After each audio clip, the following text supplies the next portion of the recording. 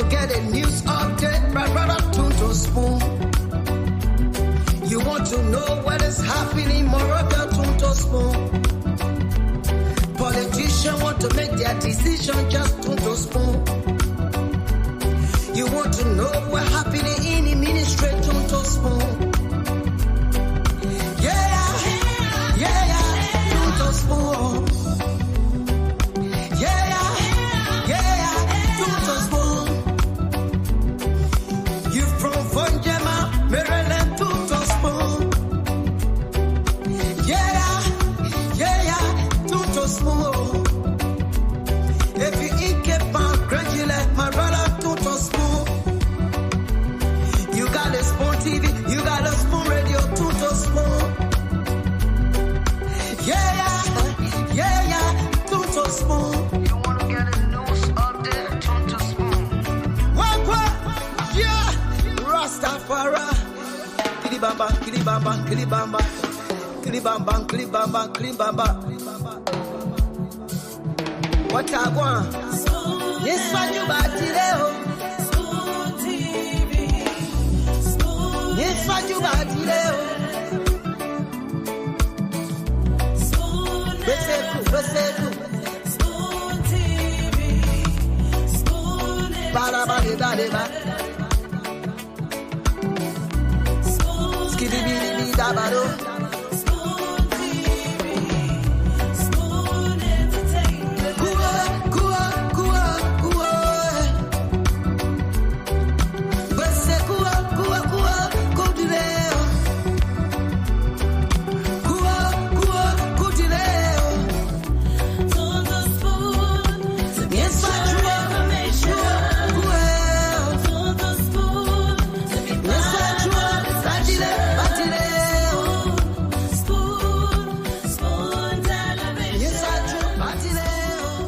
Spoon television. Spoon radio station. Spoon television.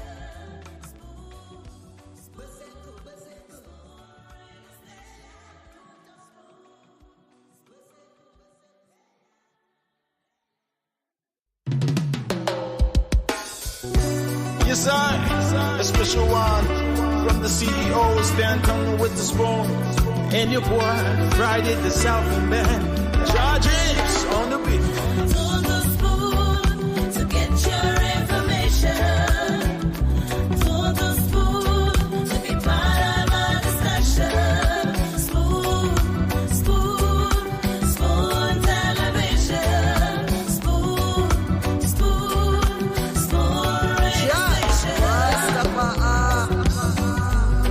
Spoon gonna tell you what is happening in Liberia. Spoon gonna tell you what is happening in Moravia. Spoon gonna tell you what is happening in Africa. Just Tunto Spoon, you ain't know. If the children crying for starvation, just Tunto Spoon. You want to get a news update, my brother, Tunto Spoon. You want to know what is happening, Moravia, Tunto Spoon. Politicians want to make their decision, just Tunto Spoon.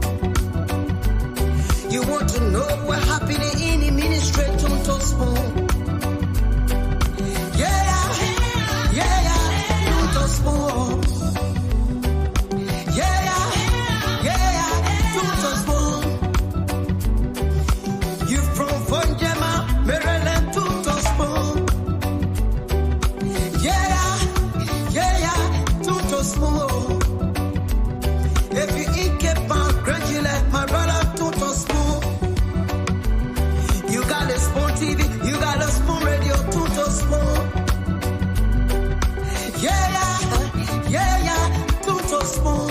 You wanna get a news update, Tunto Spoon. What?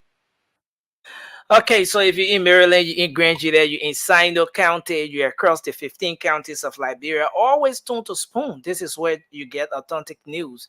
You get to know exactly what's happening in Liberia, in the ministries, the agencies, what are the policymakers saying, and of course, every single details you need on those happenings in the country, this is where you get it. And of course, Liberians gather here every single day to get the trending issues. I'd like to say welcome again. Thanks for joining us tonight on another edition of the program, the Late Night Show, the Late Night Politics on Spoon.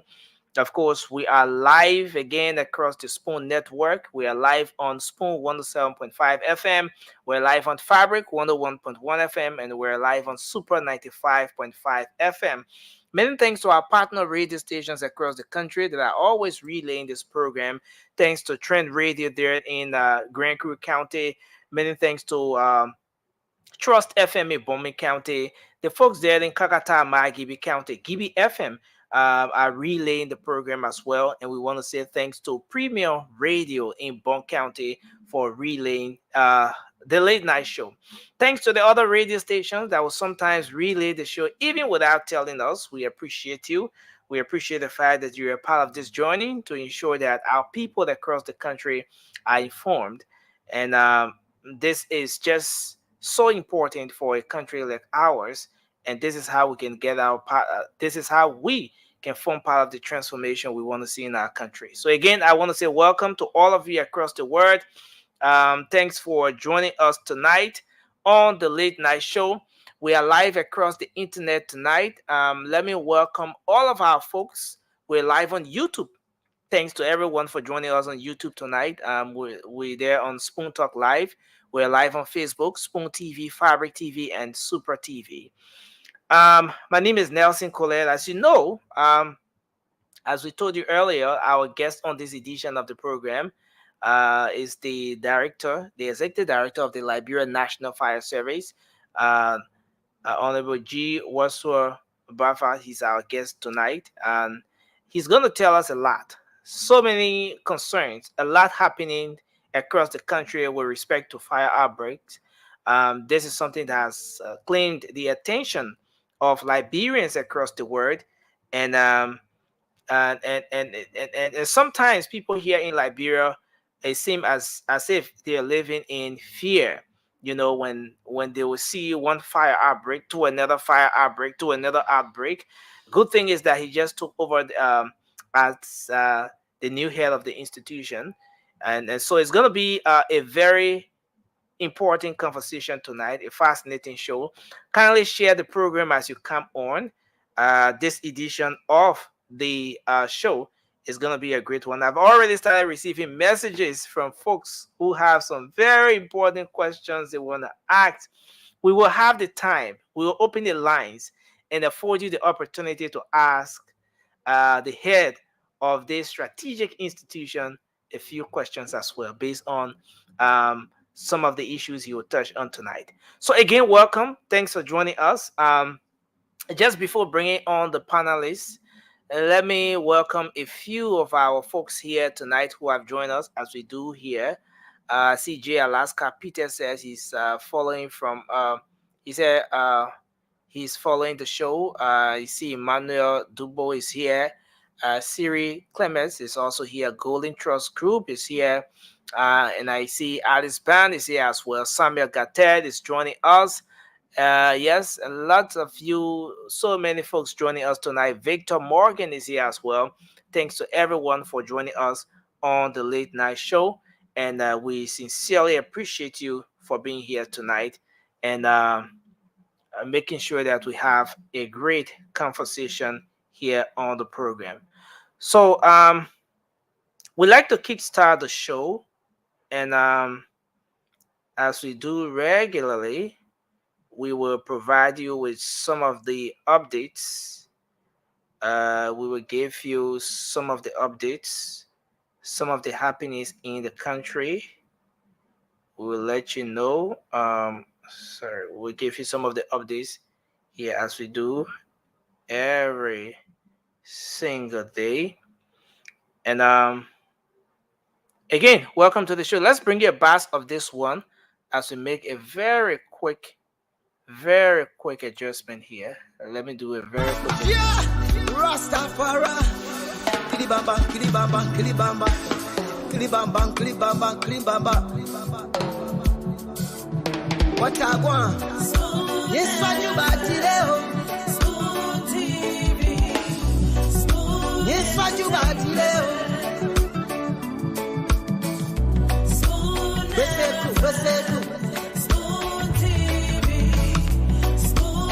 Bada bada bada bada. Skibidi bidi da bado.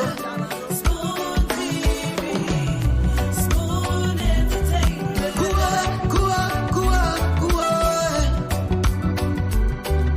Bese kua kua kua kudileo. Kua kua kudileo. Yes, I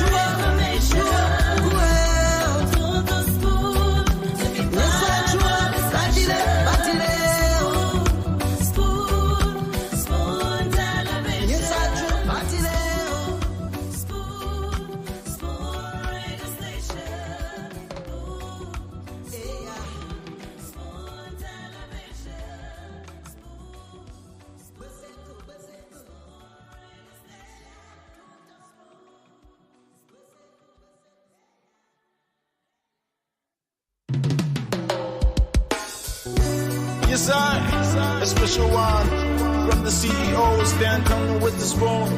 And your boy, Friday the Southern Band, charges on the beat.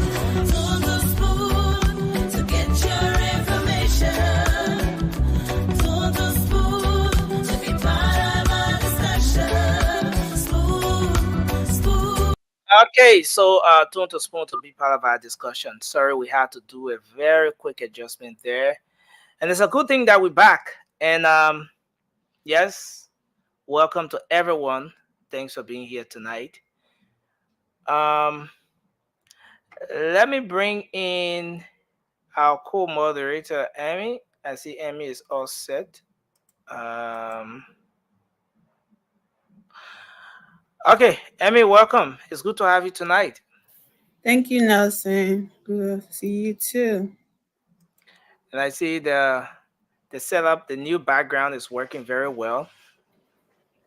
That's not Uh, it. from the lighting and everything. But it's a good thing that we're here tonight, and as we do here regularly, the rest of the guys will come on. I see some of the guys trying to come on. I'll bring them on once they're all set.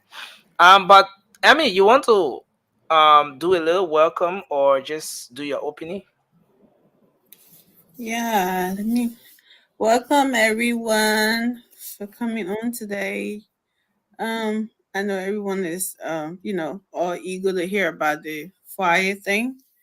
It's been a worry on everyone's mind in our country. It doesn't matter where you are, whether in the country or out of the country.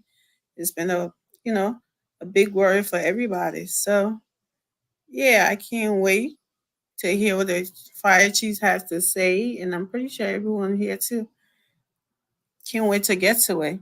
So we want to welcome. Do you want me to read some names, or you already did it? I did some of the names. You want to pick few just before we kickstart the show? Let me see which one if I can see it.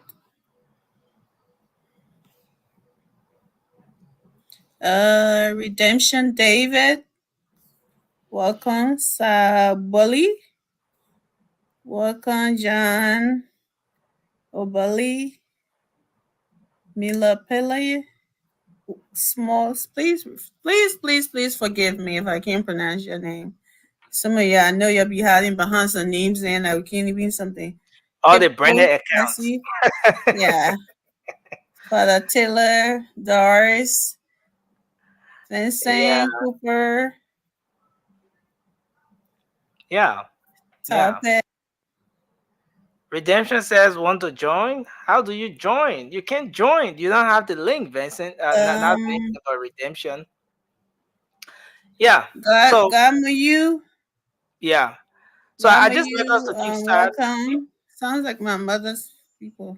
That's what people. Mm, Redemption, yeah, redemption. I think that's the only thing I can see. okay. Welcome, you guys. Is there anything on your mind? You want to do your opening? Oh yes, absolutely. I was watching it prime time today, and I was very impressed with the what is it CSA. Is that Okay. director? Is that director or manager? Which one? Yeah. Yeah, Very- he was very, very clear today with the whole layoff thing that the seditions are running with, making our people to believe that JNB administration is trying to lay people off and just throw people out there, and that is he makes it very clear that that is not the case. They just want you to come in. If they stop your pay to come and verify who you are, and they'll go ahead because they have people that have you had three-person now saying on one mobile money number or one account and stuff. And Mhm. those are features and those are things that we've been hearing that people just put people on names on payroll and then they're taking all this pay and stuff for themselves. So it's something very, very, I think that's really nice that he's taking that direction to clean up these payrolls and be able to save the government some money. And I was also impressed when he said that they would go after the people that did that. Like mommy call it what the ghost employer, and not just the ghost employee, but ghost employers.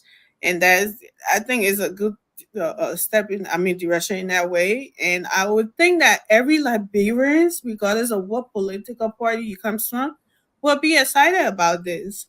But I apparently it's not. It just is. In Liberia, it's mostly about party than the country, what the country would do or whatever. How the Okay. country would come about. So that's has been on my mind, and I think that I was very pleased for him his deliberation, and he was very clear about that. And I think people understood it more than people. Oh, they're just trying to lay people off. They're trying to get 40,000 people out of jobs. No, that's not the case. Okay. Yeah, and interestingly, we've been talking about that issue for some time now. Yeah. It's a good thing that he was able to come on tonight to clear the air on a lot. But not to keep our guests waiting long. In fact, since we started the late night show several months, about 6 months or more than 6 months ago, he's the first guest to appear in studio, live in studio. Oh, really? Him, and we appreciate the fact that he was able to make it up here because one of the reasons why most of our guests would prefer the link is because they want to be, in their comfort zone at that time, and just do what they do on the show. But we appreciate the fact that he's able to be here tonight. So let me just now bring on the executive director of the Liberian National Fire Service, Honorable G. Worswa Buffer. I hope I got the name right. And to the cabo. Yes, certainly. Certainly. Oh, okay. So it's like he already knows the rule of the show. You've been watching. You always did it with more so. Oh. It's a good thing to have you on tonight, sir. Thanks for joining us. And we appreciate the fact that you could make your way in studio, not just to remain home or just wherever, but that you're in studio with us tonight. That's something that we appreciate a whole lot. Welcome to the show, sir. Let me say thank you, Nelson, for the invite. And this is my first time in the studio. Okay. I hope you people will not give me tough time tonight because you say politics, then there politics. So I'm here to discuss the fire service and politics. So I'm glad to be here, so that we can talk about the fire department. Because indeed, it's a huge challenge. Okay. So, Yeah. Liberia is our co-moderator. So we all should play our part to make sure that it's done right. Wow. Thank you again. Thanks a lot, sir. And it's good to have you here tonight. Okay. I'm happy to be here. I just want you to start by giving us an idea of the kind of Liberian National Fire Service you met. My understanding is that you took over a couple of weeks ago. It's about a month or pretty close to a month since you took over. Less than a month. Okay, less than a month since you took over. I want you to give us, first of all, tell us a bit about your professional background. A lot of people want to know who is the head of the Liberian National Fire Service. Some of the folks who follow the show who are not even Liberians, I want to know a bit about your own background, and then we can come to what you inherited as I'm s- head head I'm of the. sorry, Nelson. Sorry, sir. Can you read D'Angelo comments? He's saying that something is still running. Uh, Angelo. D'Angelo.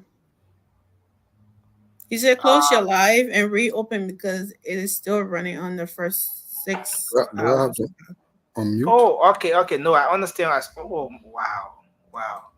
Thank you very much. Thanks a Thank you, whole lot. D'Angelo. Wow, wow.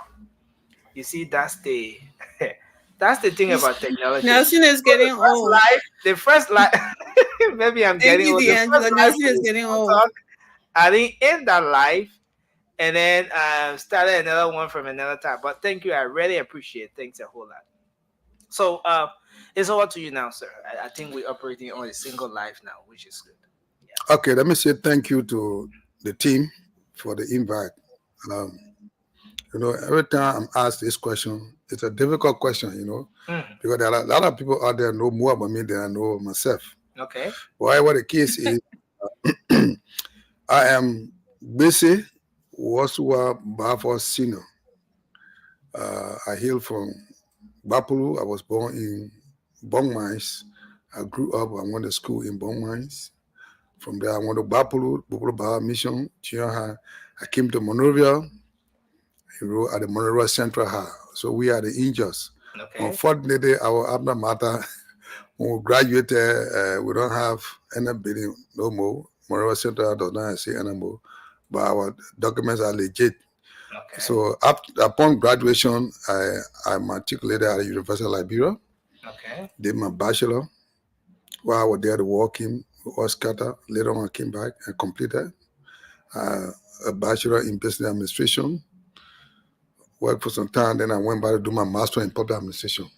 Okay. And so I was opportune during the interim time to go to the fire department. When I got there and saw the need, I grew interest, in the profession, and I went through some training. Later on, I was called back to serve after the interim government. I worked in operation as assistant director for operation. Um, from there, based on my work, my performance, uh, I was called back to serve as assistant director for administration.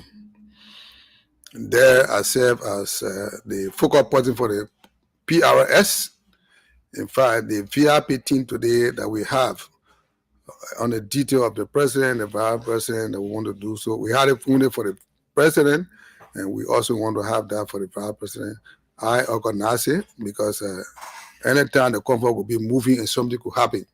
So I saw the need so that we could organize that. So that is working.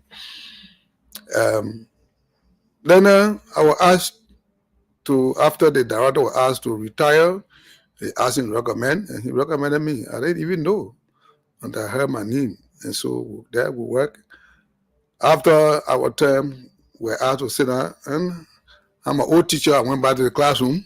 I've been teaching at University of Liberia until I was called to come to serve my country at Liberia National Fire Service. So I also have training locally and internationally. I went to the States. I did a lot of training at the level of the International Fire Chief Conference and other, courses that I did. And, we are back at the fire service. The challenge is huge.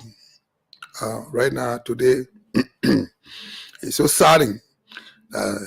Some of the community you go to, you can't even reach to the fire scene. You got to connect the hoses. Today in West Point, we had a serious fire there. We had to go there. West Point has just seen shock, right? Yeah. So Yeah. we were able to bring the situation under control. It's just that people lost their property. Yeah, You and know. and we're gonna come to that aspect. We just start to Yeah. So, know a little so about I don't see. who. I know. I have a master in public administration, Okay. and I have over 20 years of experience in the private and public sector. Now, uh, Director Bavua, I want us to have an idea. I want you to give us an idea of the kind of Liberia National Fire Service that you took over. What was the situation like? What was the environment like? when you took over? You know, I don't like to criticize my predecessor, but there's a huge challenge in terms of equipment, in terms of capacity building, infrastructure, and you name it. And so we are there. We're trying to do what we want to do right now. As I speak to you, we have the internal auditors doing audit. Want to know, because in the fire department we have something they call moonlighting. Okay. People sit home. As far now, money goes to mobile money, goes to the account at the bank. So people just sit home, they don't come. So we had our monster that, and so we're waiting for the auditor to come up. Like the CSA, the auditor said, whatever report are going to come up, we send it to them to verify it, and we take it from there. So, yeah, so also the equipment are on the ground. Right now, we have 4 trucks. Right now, 3 is functional. 1 is being used by we got some female that we're trying to train to drive. Under the gender thing, my sister here, so with the guys on women that will be graduating on the 19th of April, who have been learning how to drive light duty and heavy duty, So they are using one of the trucks for the training. And the other 3 trucks who came with me, most of it down, we've been fighting to get them up. So they are all old trucks. They were, I think, about 3 trucks donated. So every now and then, on and off, but we're getting it every time we try, because the operation is our heartbeat. So we've been trying to get them, and the guys are doing well. So what we're getting from you is that you took over a Liberia National Fire Service that has basically 3 active engines, 4 trucks, but 3 actively running. Yeah, right now. That's what you inherited. Mm-hmm. Okay. And in terms of actually, let's say 5 trucks. One of the trucks that were donated, I said the king had been down. Okay. It's been grounded, so it's there. So the 4 truck, the other one is down. The guys are using the school using one, and the other truck that we're using. So it's not easy, and the fire situation is just increasing. So wow. We want to launch our awareness. Maybe we'll come to that later. Yeah, certainly. We're going to get to the other aspects of that, but I want to come back to what you inherited. Comparing it, how true is this information that you were at the Liberia National Fire Service before? You were indeed. Okay. Yeah. How long did you serve at the institution, and during what time? During the Manaseli first term, my predecessor completed his term. Okay. Then we had to serve again. So I worked there, and then I left.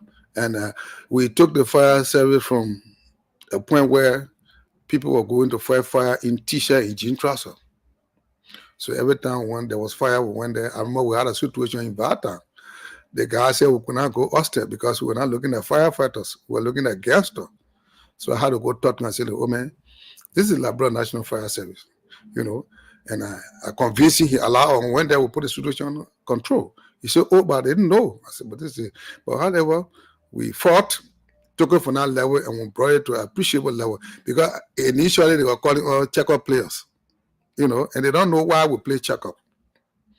The reason we play check-up, you go even So you play check-up for real? Oh yeah, we Liberia do. National Fire we Service? do. Not only check-up, we play Scrabble, we play other games. But you go to work and you play check-up?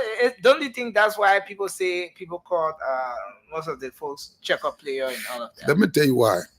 All right?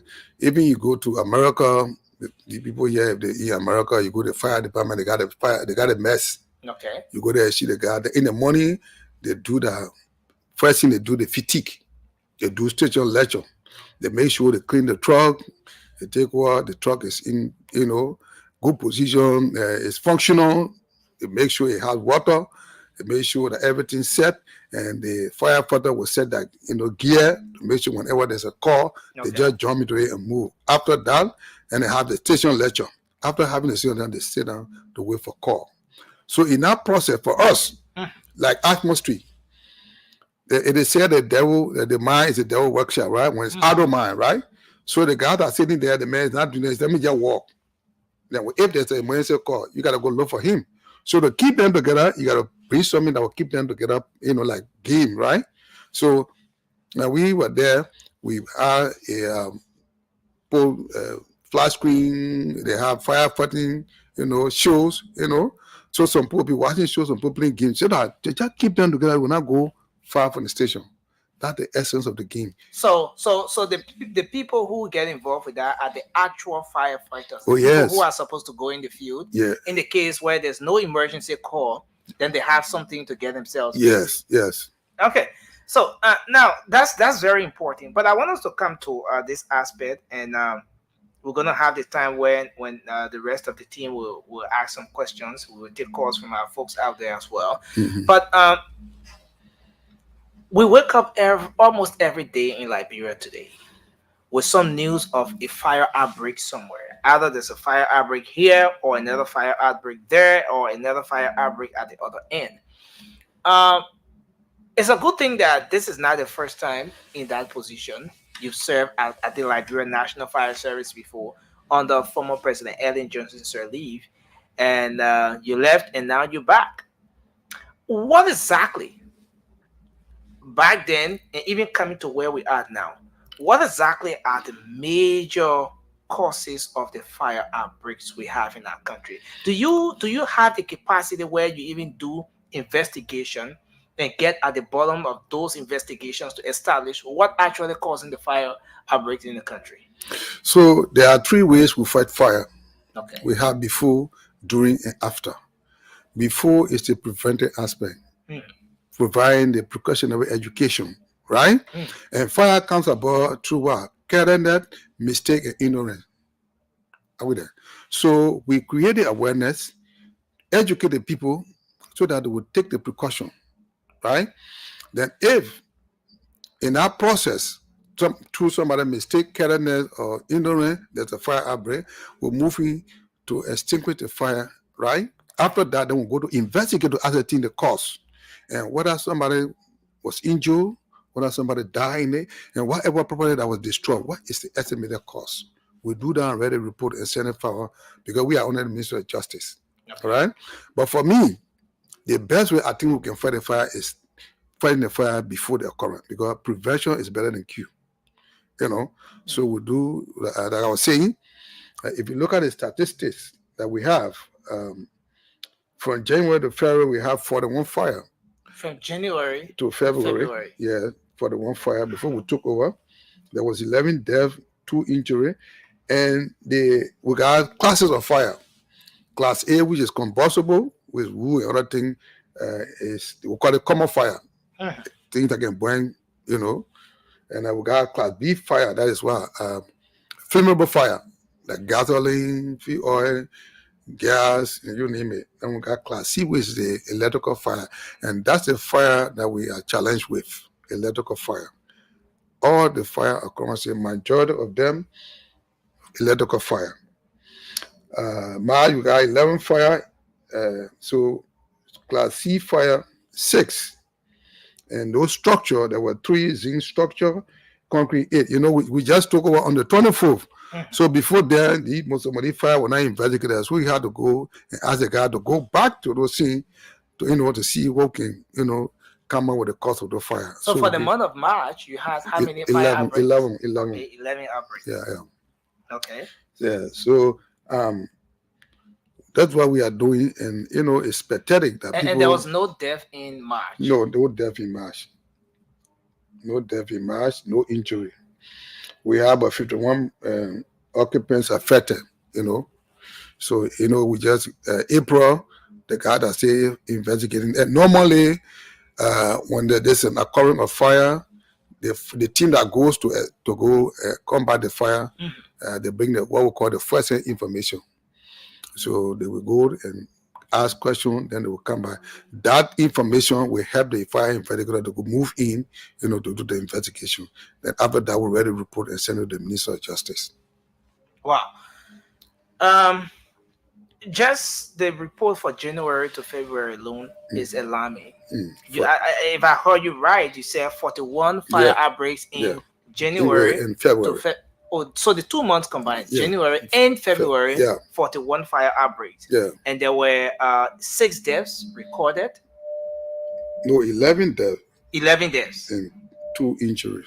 Okay, 11 deaths and 2 injuries. So now let's go back to the January and February fire outbreaks, and the team will come in. But in this period, I know that you were not head of the Liberia National Fire Service at the time.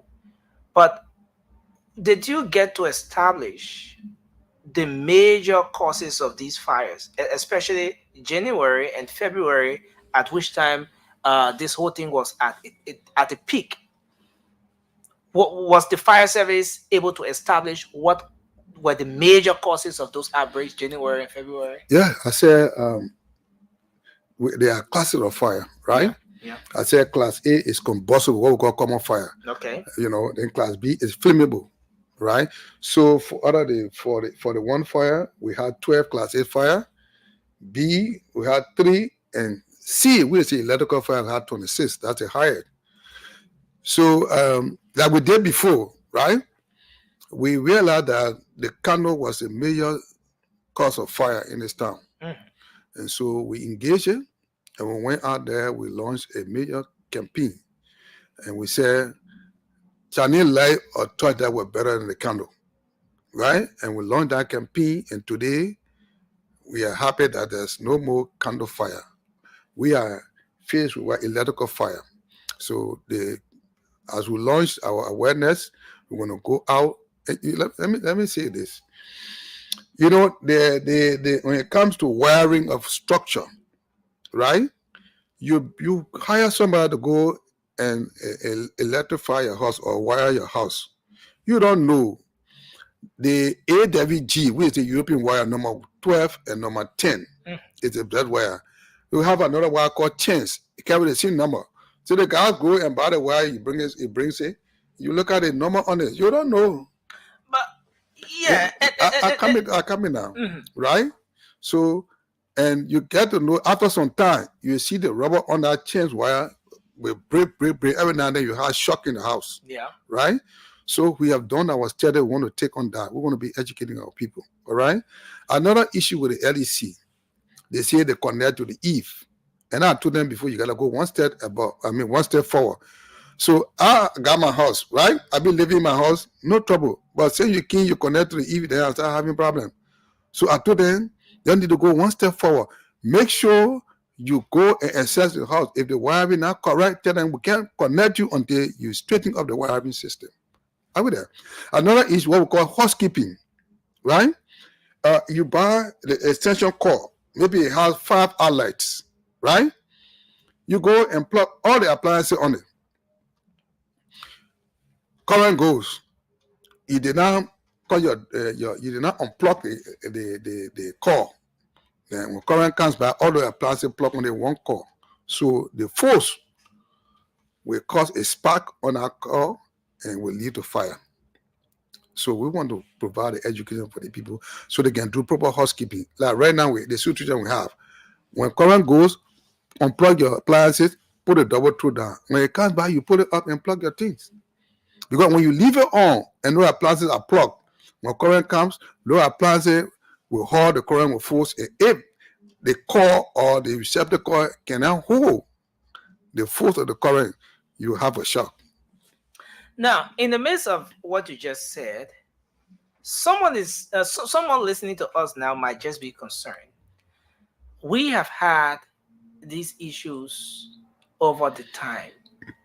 The issue with poor wiring is not something that's just starting now. Sure. This is something that Liberians have been faced with. Mm-hmm. A lot of people would prefer buying a cheap cable to have their homes electrified as to welcome to the show, as to getting a very expensive grade or a good grade of wire out there to get their homes electrified. Again, maybe we'll go back to this same question. Aside from just the grade of wire thing you spoke of, the electricity thing, what do you say to the fact that people have been using very low grade of wire in time past, and the frequency of a fire outbreak was not compared to what we see now. You know, before in Liberia, we're using 110, right? Right? Maybe, I don't know why you were around that time. And now we are using 220. I mean, the current is heavy, right? So if you wire your house with a substandard wire, right, and it cannot withstand the tension, it leads to fire, right? Even the double throw, right? You can't just install any double throw in your house. LG has a standard. I think it should be 63 arm, right?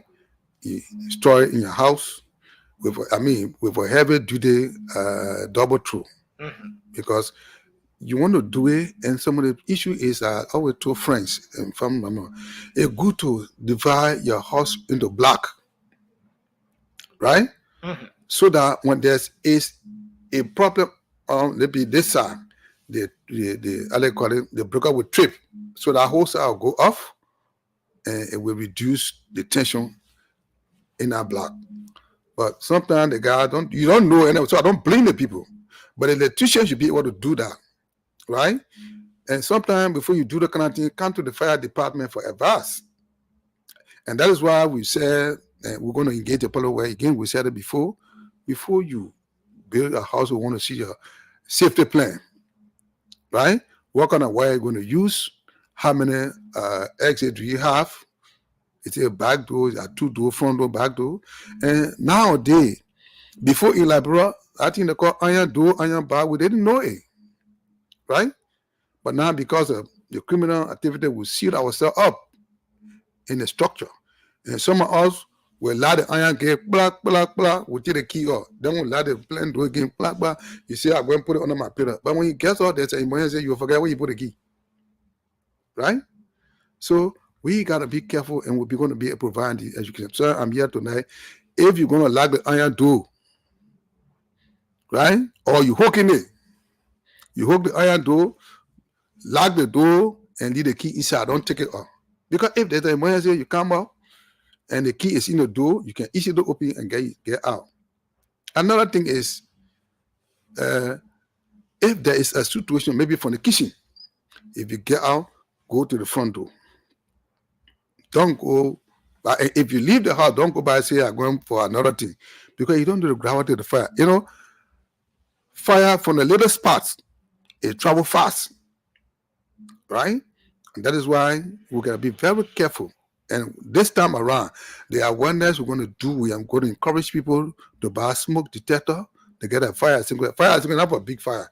It's a kind of a first aid, tools. So when it start here, you can extinguish it. So when you have a smoke detector, when there's a smoke somewhere you're sleeping, it will blow the alarm. You can get out and know what it's like. Maybe you can go identify the thing and use your fire extinguisher. So we'll be coming, we'll be talking to our people. In fact, hopefully next we want to put out the advice for people who want to bring in the fire extinguisher, because after the awareness, we'll start our inspection. So we want to make sure we got the equipment on the ground so that people be. And another thing is, we want to make sure the people who are going to bring it, it should be reasonable for our people able to buy. Wow. For vehicles and premises. So we're gonna move now to Emin and the rest of the team. To Ray, thanks for joining us tonight. But okay, so Emin, go ahead. Just come in before I. Yeah, Teresa, thank you again.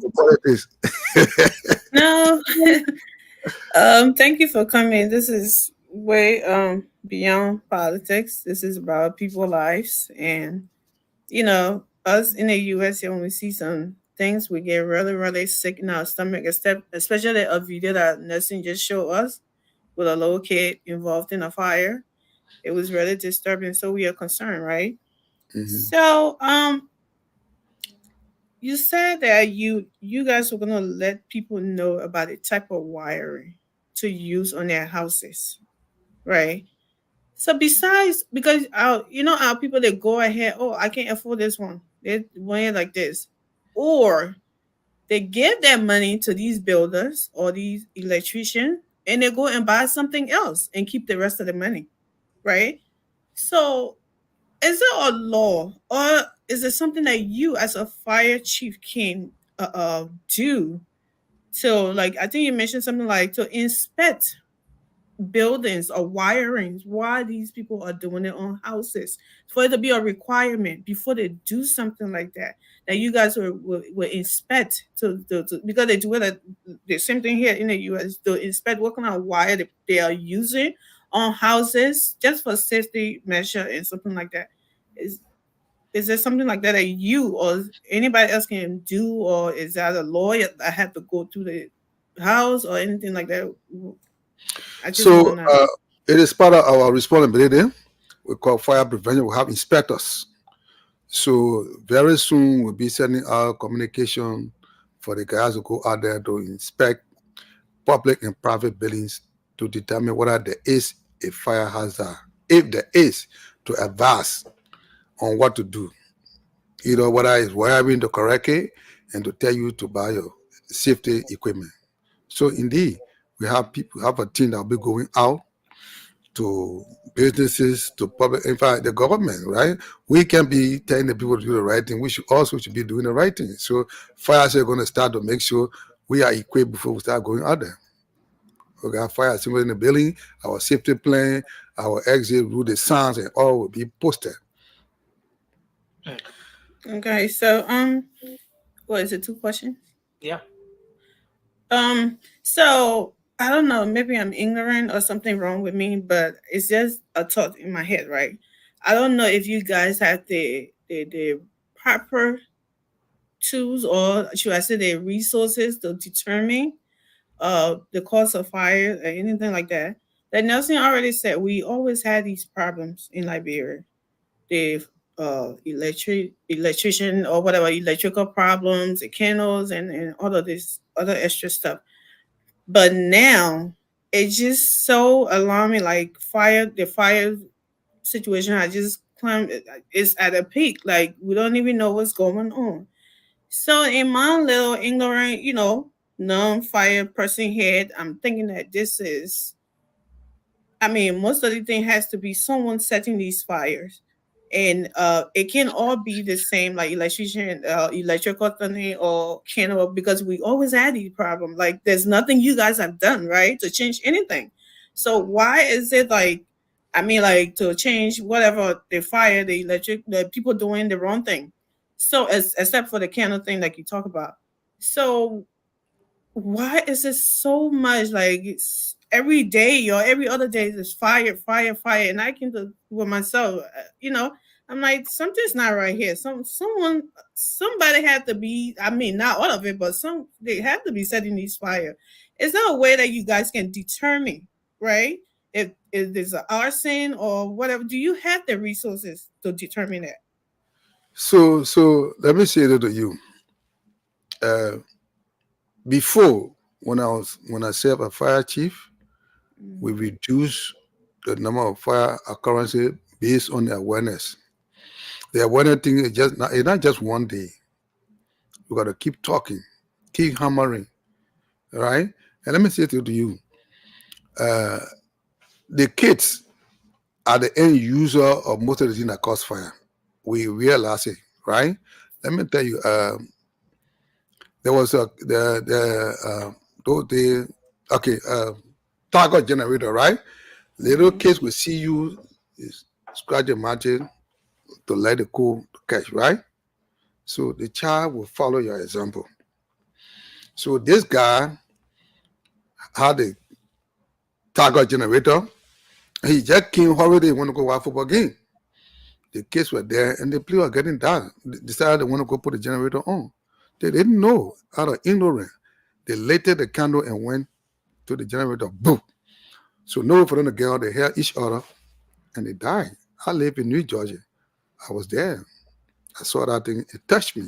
Because I'm a father. I'm a grandfather. Right?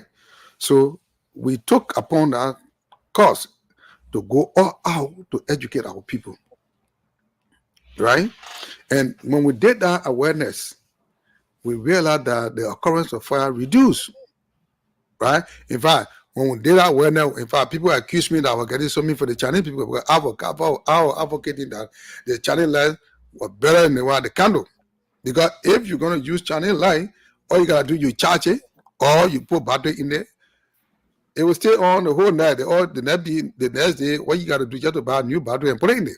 But with the candle, and the kind of candle we had, because when I was going to school, the candle we're using, the thread was 1 inch above the butt. If it burns, you will see that piece on the table. But the one who were bringing, the thread was shooting out, so it would just burn. When you're burning, you see it burning, and the wire just burning like that. So I said, no, that was not right. And so we did that. So this one, I think we're going to do our best. We'll go all out, advise the people. Right now, myself, I'm afraid, because tell me, you were young, you work hard, you build a structure, and within the twinkling of an eye. Another thing is, if we want to decentralize the fire operation, so if the truck have to leave for Burma Bridge or Ashmore Street to go to Brewerville to go for a fire, firefighting is timing, right? The response time must be the maximum 5 to 10 minutes to get on the fire scene. But also the traffic in the day, the road condition, the community. So we want to see whether we can build substation in this community, so that when there's fire, the nearest truck can move in to respond to the fire while the others are coming from fire off. Thank you, sir. We want to bring sorry, you want to come in with your question? Yeah, thank you. I want to begin by saying hi to each and every one in Radio Line, and to all of my panelists. Hi, Mr. Bova. How you doing? Congratulations on your preferment as the fire director. When I saw you in a joint security meeting with the president, I was like, yes, Liberia is about to take progress, because you've been with the fire service with a lot of experience, and I believe that you can do it best. But how is it like being back to where you work?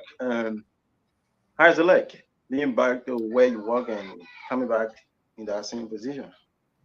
The fire department is a teamwork, or we call esprit de corps.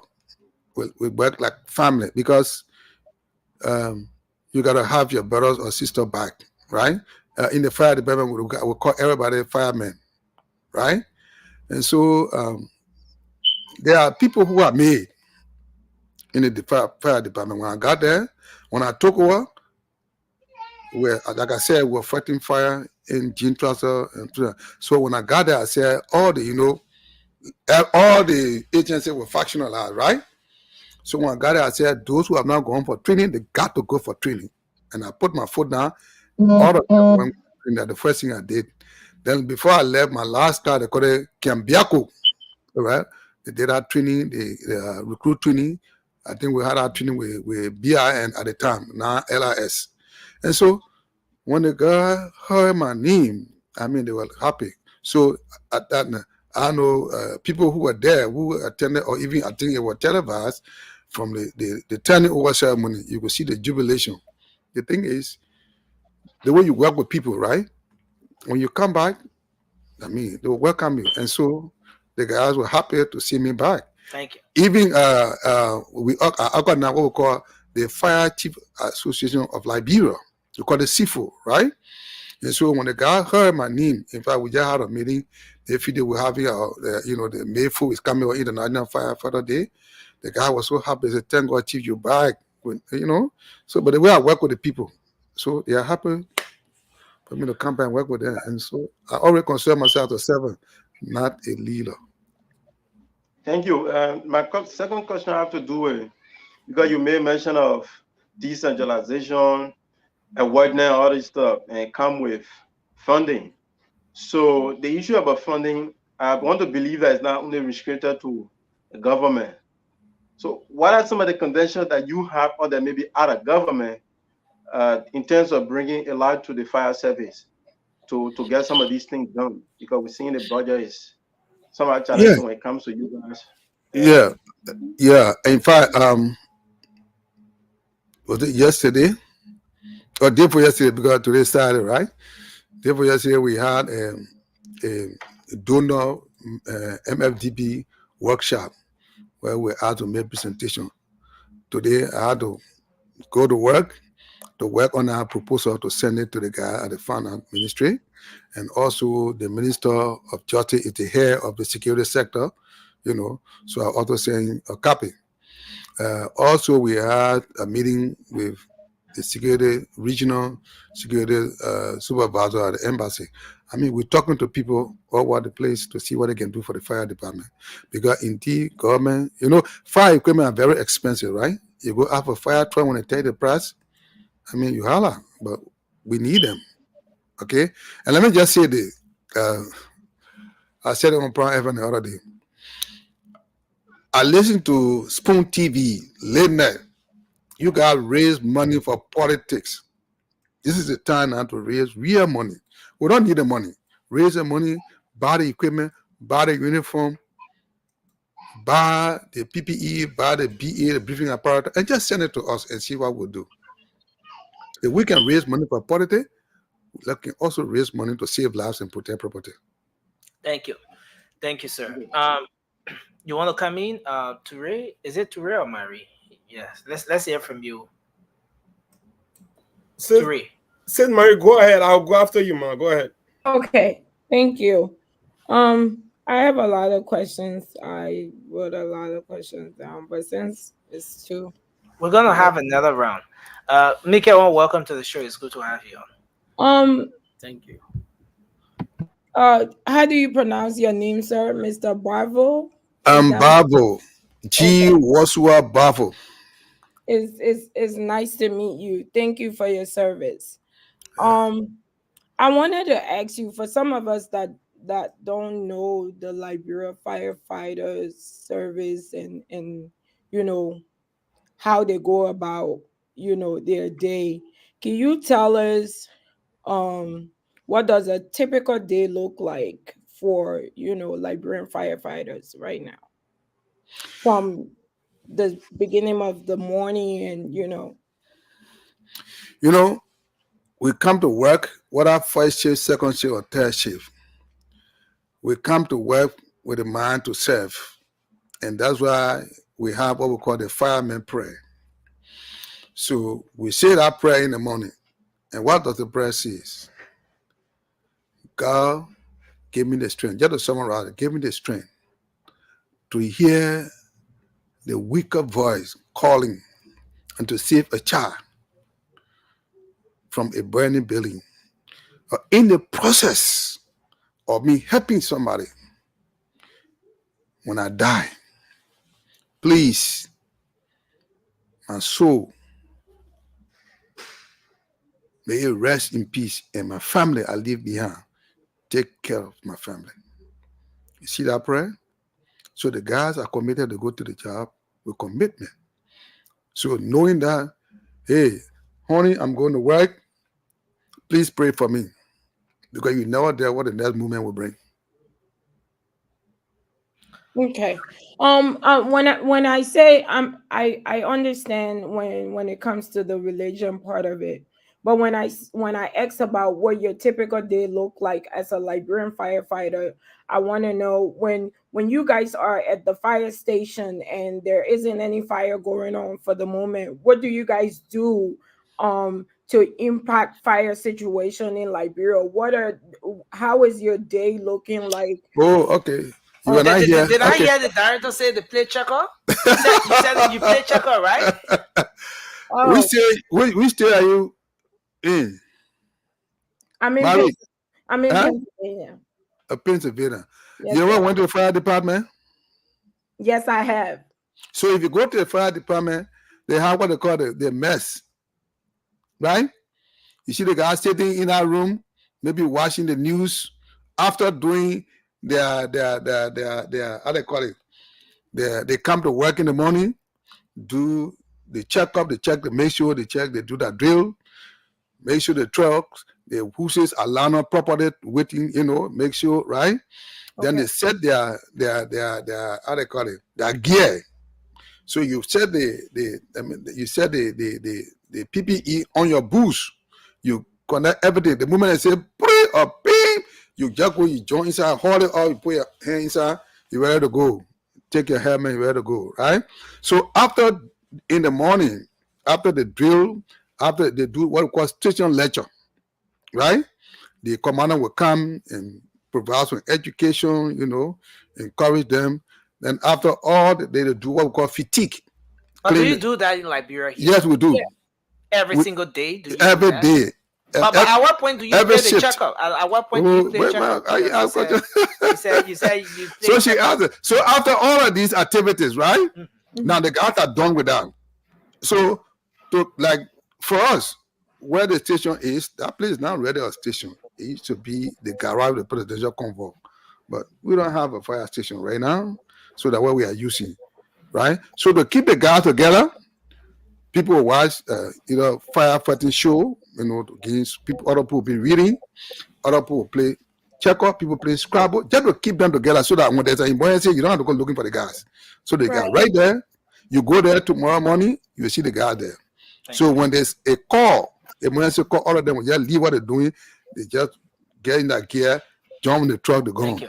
That was my point of asking the question, because you said some people are home and being paid and they're not, at the job. So I was just asking that. And my second question is, what kind of training and ongoing education is required for Liberian firefighters right now? Do you guys have like a regular ongoing education that they have to keep themselves updated? That they have to take a test for, just to make sure that they know the do's and don'ts about firefighting. And just to add on to that, maybe you can just answer it all in one. What's the minimum requirement for one to be a firefighter in Liberia as well? So number one, want to high school and above. Number two, they will do your medical. You apply, they do the vetting. When you are selected, you go for a recruit training. 3 months. You go for that recruit training. After that recruit training, we have what we call specialized training. Based on your performance on doing the training, how they assign you, right?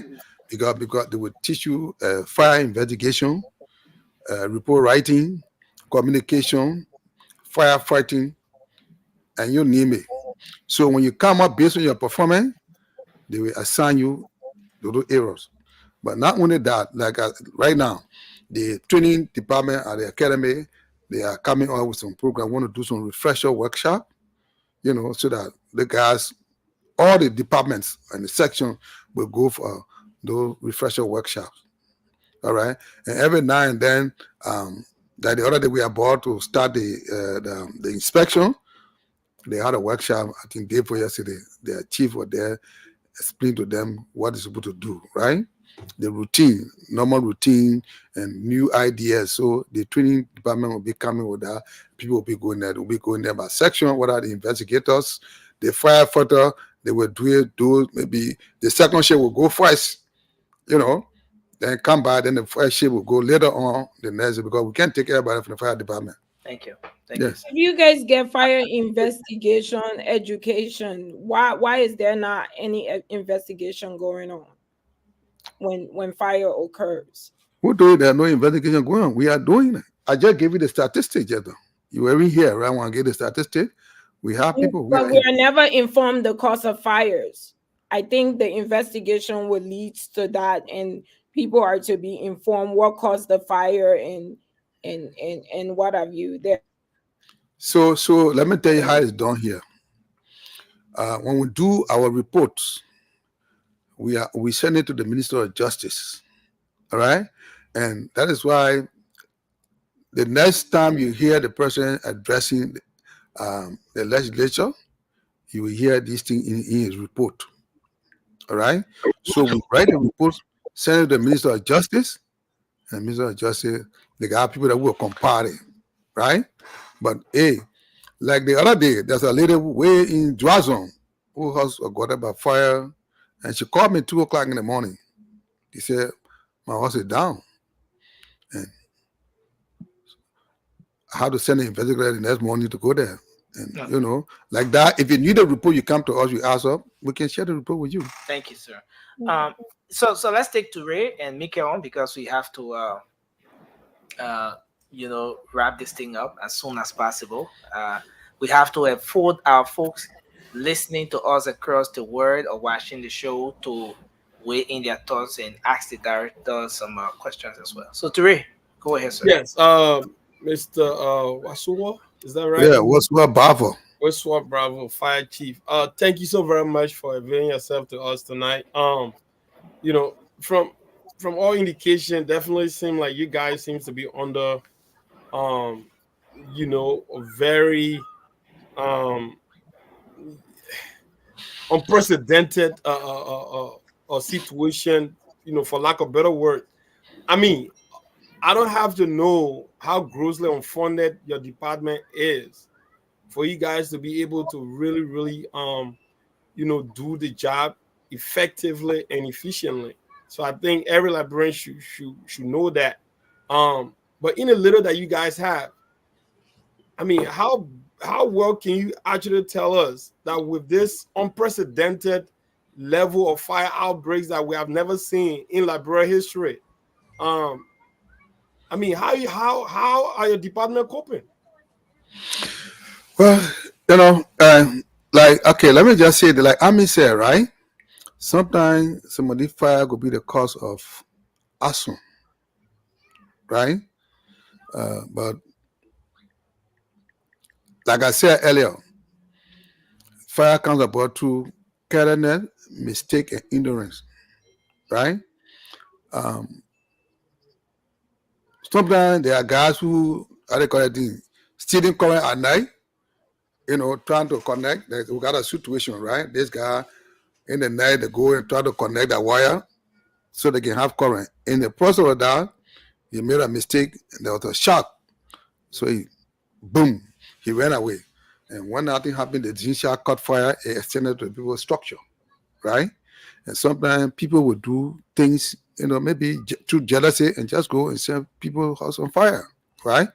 But the issue is we all got to be careful, right? Like you said, in the midst of that, in the midst of all the challenges, when we are called on time, we can move in and to put the situation under control. But we also have a challenge: the community.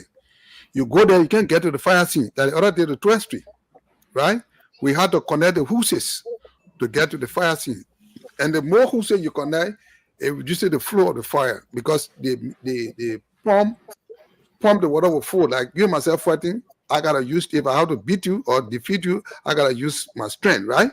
So to combat the fire, you gotta pump the water with force so that it can extinguish the fire, right? So if you land on like fire safe hoses, it reduces the power of the water, to get to the fire scene. So, but we are telling, so we'll be engaging in public works on this the alley team. People just build in the alley. So you get to the place, you see some kind of structure in the way you can't get to the fire scene. And all I want to connect the hoses from where we are to get there, the fire will not be waiting. And especially, let me tell you, if you build a house and the way the sun shining after 6 years, it's a risk. All of us, even in the States. I If you went there. build a- and They that's build a house after 6 months because 6 months. they plan go whatever you're using going to dry, right? So any simple mistake, it will lead to fire. and that's We and all that's gotta be one thing and that's one thing I was going to touch base on, right? Because I know very well that we are transitioning now. A lot of people now cooking now in their homes opposed to cooking outside. A lot of people want to use appliances that are used in the US and stuff like that that are not customarily used, or at least used in Liberia. So people got ovens now. Some I saw a lot of people with these Chinese made stove. So there are a lot of things that are happening. But then my thing is now, at least this will be my final question to you. With all of this, and I heard you say you guys are investigating and stuff like that. If you guys are investigating, what have been some of the primary causes of the fire outbreak that are happening now? Because it seems like every day we have 3, 4, 5 homes that are engulfed into fire. So I would think at least that you guys have been able to establish, think about what is actually causing, or maybe one of the major causes of fire right now in Liberia. Can you speak to one of the specifics? So before you keep me to it, as I said that the major two things that we have right now, the major cause of fire is electrical Electrical, okay. current. So you go to West Point, every room has a line, right? You go to West Point, every room has a line. You go to other places. I mean, some of the swamp community, right? People are there stealing current, and this thing, if it's not done right, you don't have a meter to regulate the current. You don't have a double through or how they call it breaker to regulate the current. Current just coming to you direct. So now when there's fluctuation, it leads to fire.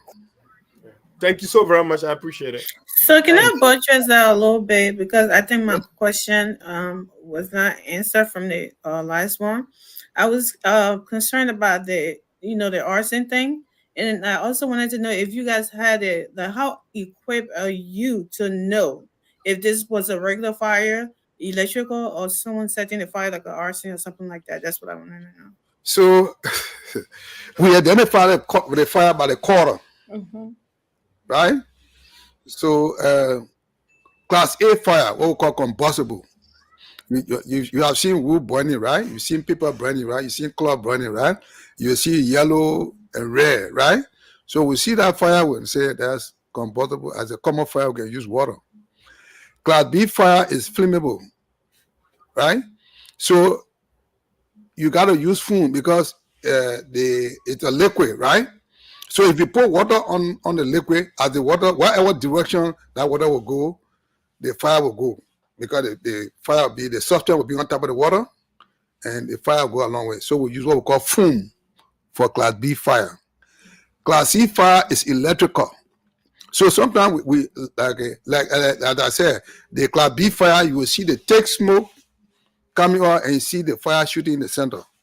We'll see that, we know that class B. Class C fire will be like this color right beyond Nelson there. That, how they call it? Is that lead blue, right? Yeah, or sky blue light? blue, yeah. So you see the current there. When you see the fire, you know there's current in there. So the first thing we have to do that before we got to call LEC.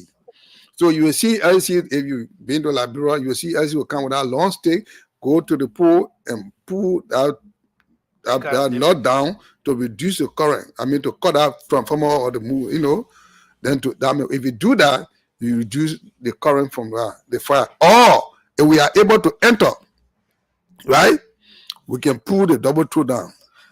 So, Director, why are you trying to establish or identify the fire? The house is burning. So how long does it take you to identify the fire? The thing about the moment you get there, right? Now listen, FIRE, we apply the definition of that word. Find the fire, get the information, rescue and extinguish. So when we find the fire, once we see the smoke, we move in. What kind of fire is this? Right away we identify it, then we'll know the extinguishing medium. Are we there? So we move in and we identify the fire. We ask, are people in the house?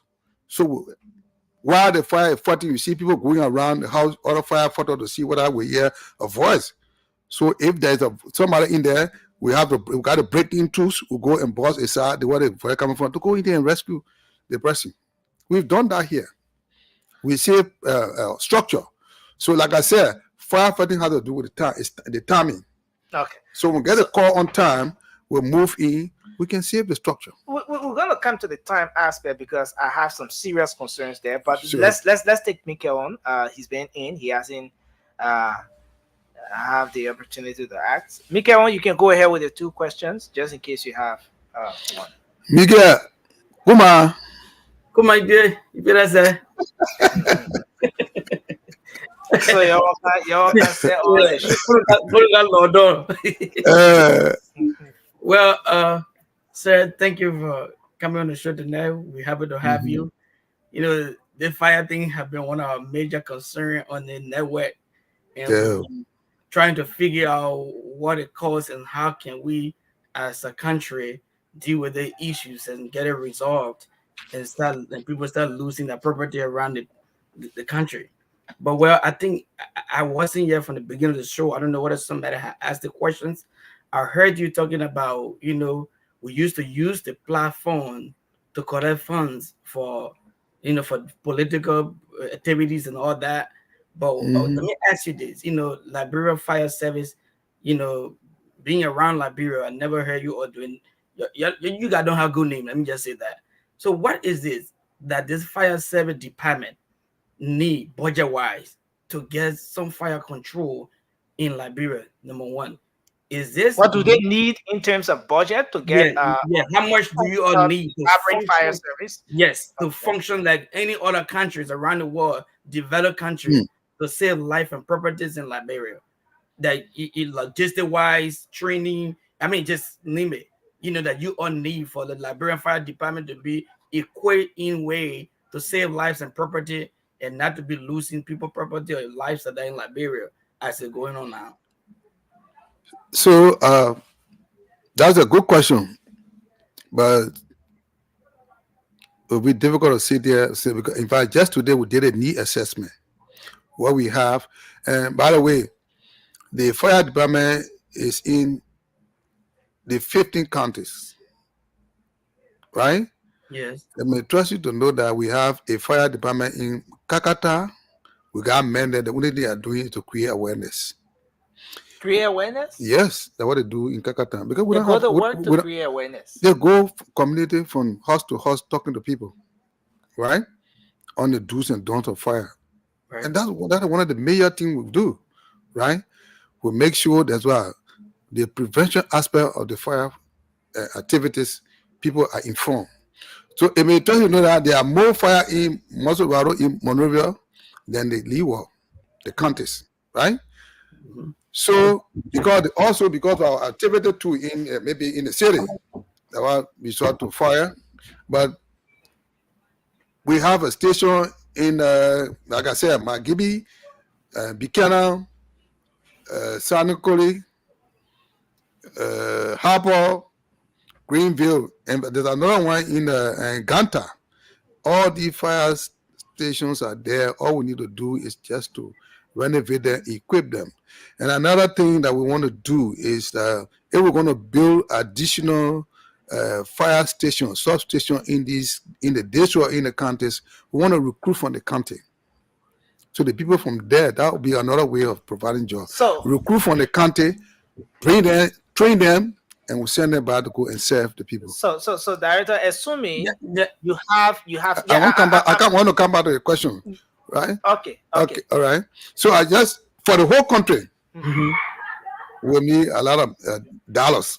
Yeah, and that's what I was coming to. 5-6 million. All right. So just for this budget, let me say something to you. Just for this budget, the money that they gave us. What my paper? No, all right. No, here it is. Yeah, here it is. Who told you to ask? Oh, you ask question. All right. Just for this budget year, right? Yeah. The people gave us $2,167,557. Okay. Out of this, $2,013,050 is for compensation. So in this budget, compensation. So that means there's nothing for maintenance. So we're running the truck. We got to maintain them. There's nothing for maintenance in this budget. What they gave us. There's nothing for maintenance. I come in now. Ask question. There's nothing for maintenance. The fuel, they drop the fuel for the trucks. And one of the things people ask, how many gallons do we use? You cannot determine how many gallons a fire engine will use at the fire scene. Yes. The usage of the fuel depends on the length of the time how long you extinguish the fire. If you gotta be there for 8 hours, that engine must be beating, right? Another thing you ever say is people can go see the fire that come out. That's not true. You can see the fire that come out. When the fire engine goes to fight fire, when it leaves from there, it goes to refill and come and park waiting for emergency. So if the fire engine goes to the fire scene and there's no backup and it goes out of water, it must go for water. So that's why we always call for the next truck to come to serve as backup. So when you have a backup truck, you have fire. I mean, that truck will remain there until they extinguish the fire, right?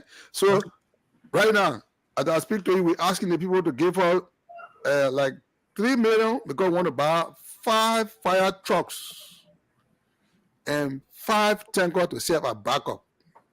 Mr. Director, Yeah. sorry, I want to interrupt you. Yeah, go ahead. And Mikael, when you come in, we I'm have gonna answer the last this- question. Yeah, no, yeah, it's just more like a follow up to the first question from Mikael. You have 15 counties in Liberia. Mm-hmm. You have 5 engines, and 3 of those engines are actively working. You just said that you have structures, more like offices in all the 15 counties. No, I didn't say all the 15 counties. I mean, fire department. We got people assigned in the 15 counties. Oh, people assigned there, Yeah, but they in don't 15. have offices. Yeah, they are squatting some places. They Yeah, are but- squatting. But what I'm Not saying, fire services. hello, Yeah. listen now.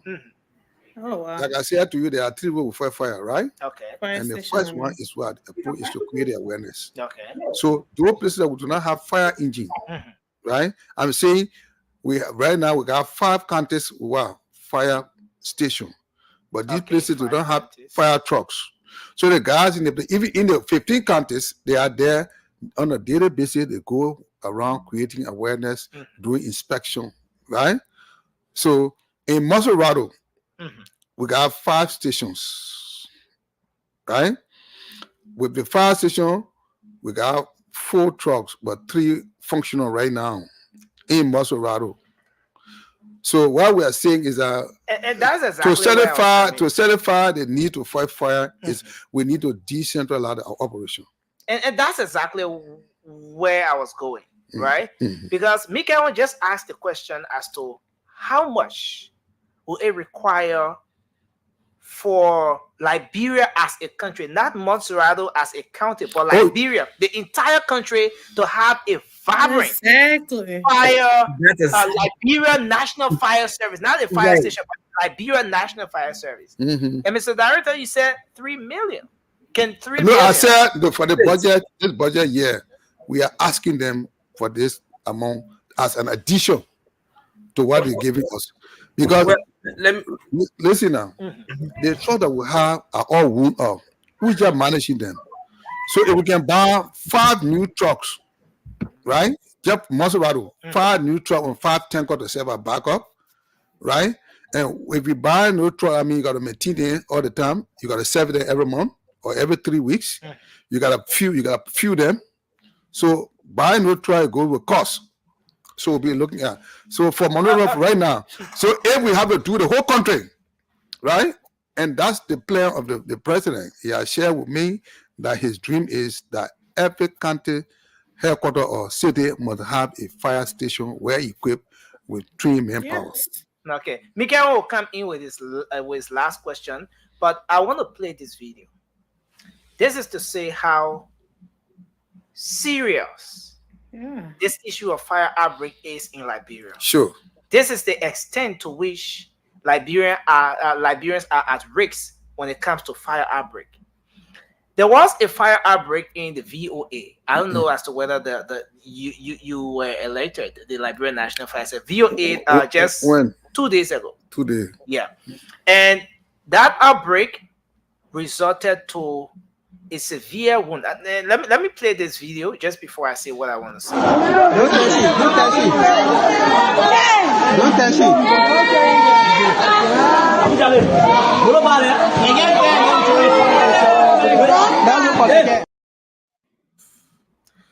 This is a little child, innocent kid, who is a victim of a fire outbreak, and this is the extent to which, look, this thing is serious. It's serious. This is how Liberians are exposed to risks when it comes to this whole fire outbreak thing. This child is a victim. We managed to have spoken with an eyewitness, someone who was on the scene from the very start of the situation. He did that video, sent it to us. This child was rushed to the hospital. The next day, sadly, this child passed. Wow. This child died. Wow. An innocent Liberian kid right here. We have 15 counties in this country. Montserrat is just one of the 15 counties. Exactly. And maybe we can talk about the electricity situation and everything we want to talk about, but the truth remains that people in those other counties cook the cook with they use other ways of cooking that is even more dangerous, that expose those people to the possibility of fire outbreak, even more than some of the people in Moreover, because for them, some of them are still using coal. They're still using fire, lighting fires to cook. 15 counties. And I go back to that follow-up from Mikael. Assuming you're right before the president now, assuming the president is listening to you right now, Mr. Director, fire is a serious situation in the country. What will it require in terms of dollars and cents? Or maybe you don't want to be exact, but approximately how much will it require to have a vibrant Liberia National Fire Service that will cater to not just people in Montserrat County or those other a few counties where you have stations, but to have stations, offices in those different 15 counties with firefighters who are able and ready to respond to fire outbreaks just at any time. So, Nelson, you asked a very good question, right? But to sit here and tell you the exact amount today, maybe the next time I come back will be able to do that. Because the issue is, if you build a fire station in the county, not only the structure, the equipment, the training of the people you're going to hire, their compensation must all be determined, must be factored in the cost of the fire station. So you're not only the structure you're going to look at, you're going to look at the equipment, you're going to look at the training for the people, you're going to look at their compensation, you're going to look at the fuel. I mean, you name it. The PPE, the logistics, also you got to factor all of that in. Wow. So to sit down here and they say, this one, I don't want, because you say the other king and said this, then tomorrow it's not a fight, then it will not be good. So please, let's hold that. The next time I come back, I'll be able to tell you what we require for the whole country. Trust me. In terms of, and I know we'll have you back in terms of infrastructure, human capacity development, and all of that. Sure. But Mikael, you want to come back with your next question? Vasco, it's just like part of your questions of concern. Let me put up that, yeah. Okay. This would be part of a question of concern. So one minute. Okay. That's it. That fire to view A was it? Because I know in our view A they got some mixed. Yeah, so it was it's some place where they have some makeshift structures. And the individual who recorded this said that place was once a refugee camp or displaced camp, and I know that. Yeah, and this situation happened. Unfortunately, that child survived, but later he passed due to the severe wound he sustained. So before he comes with a question, those are who grew up in the interior, right? Excuse me. In the town, they have somebody called a town choir. We announce to the people in the morning what time you should light the fire for in the morning, to a certain time.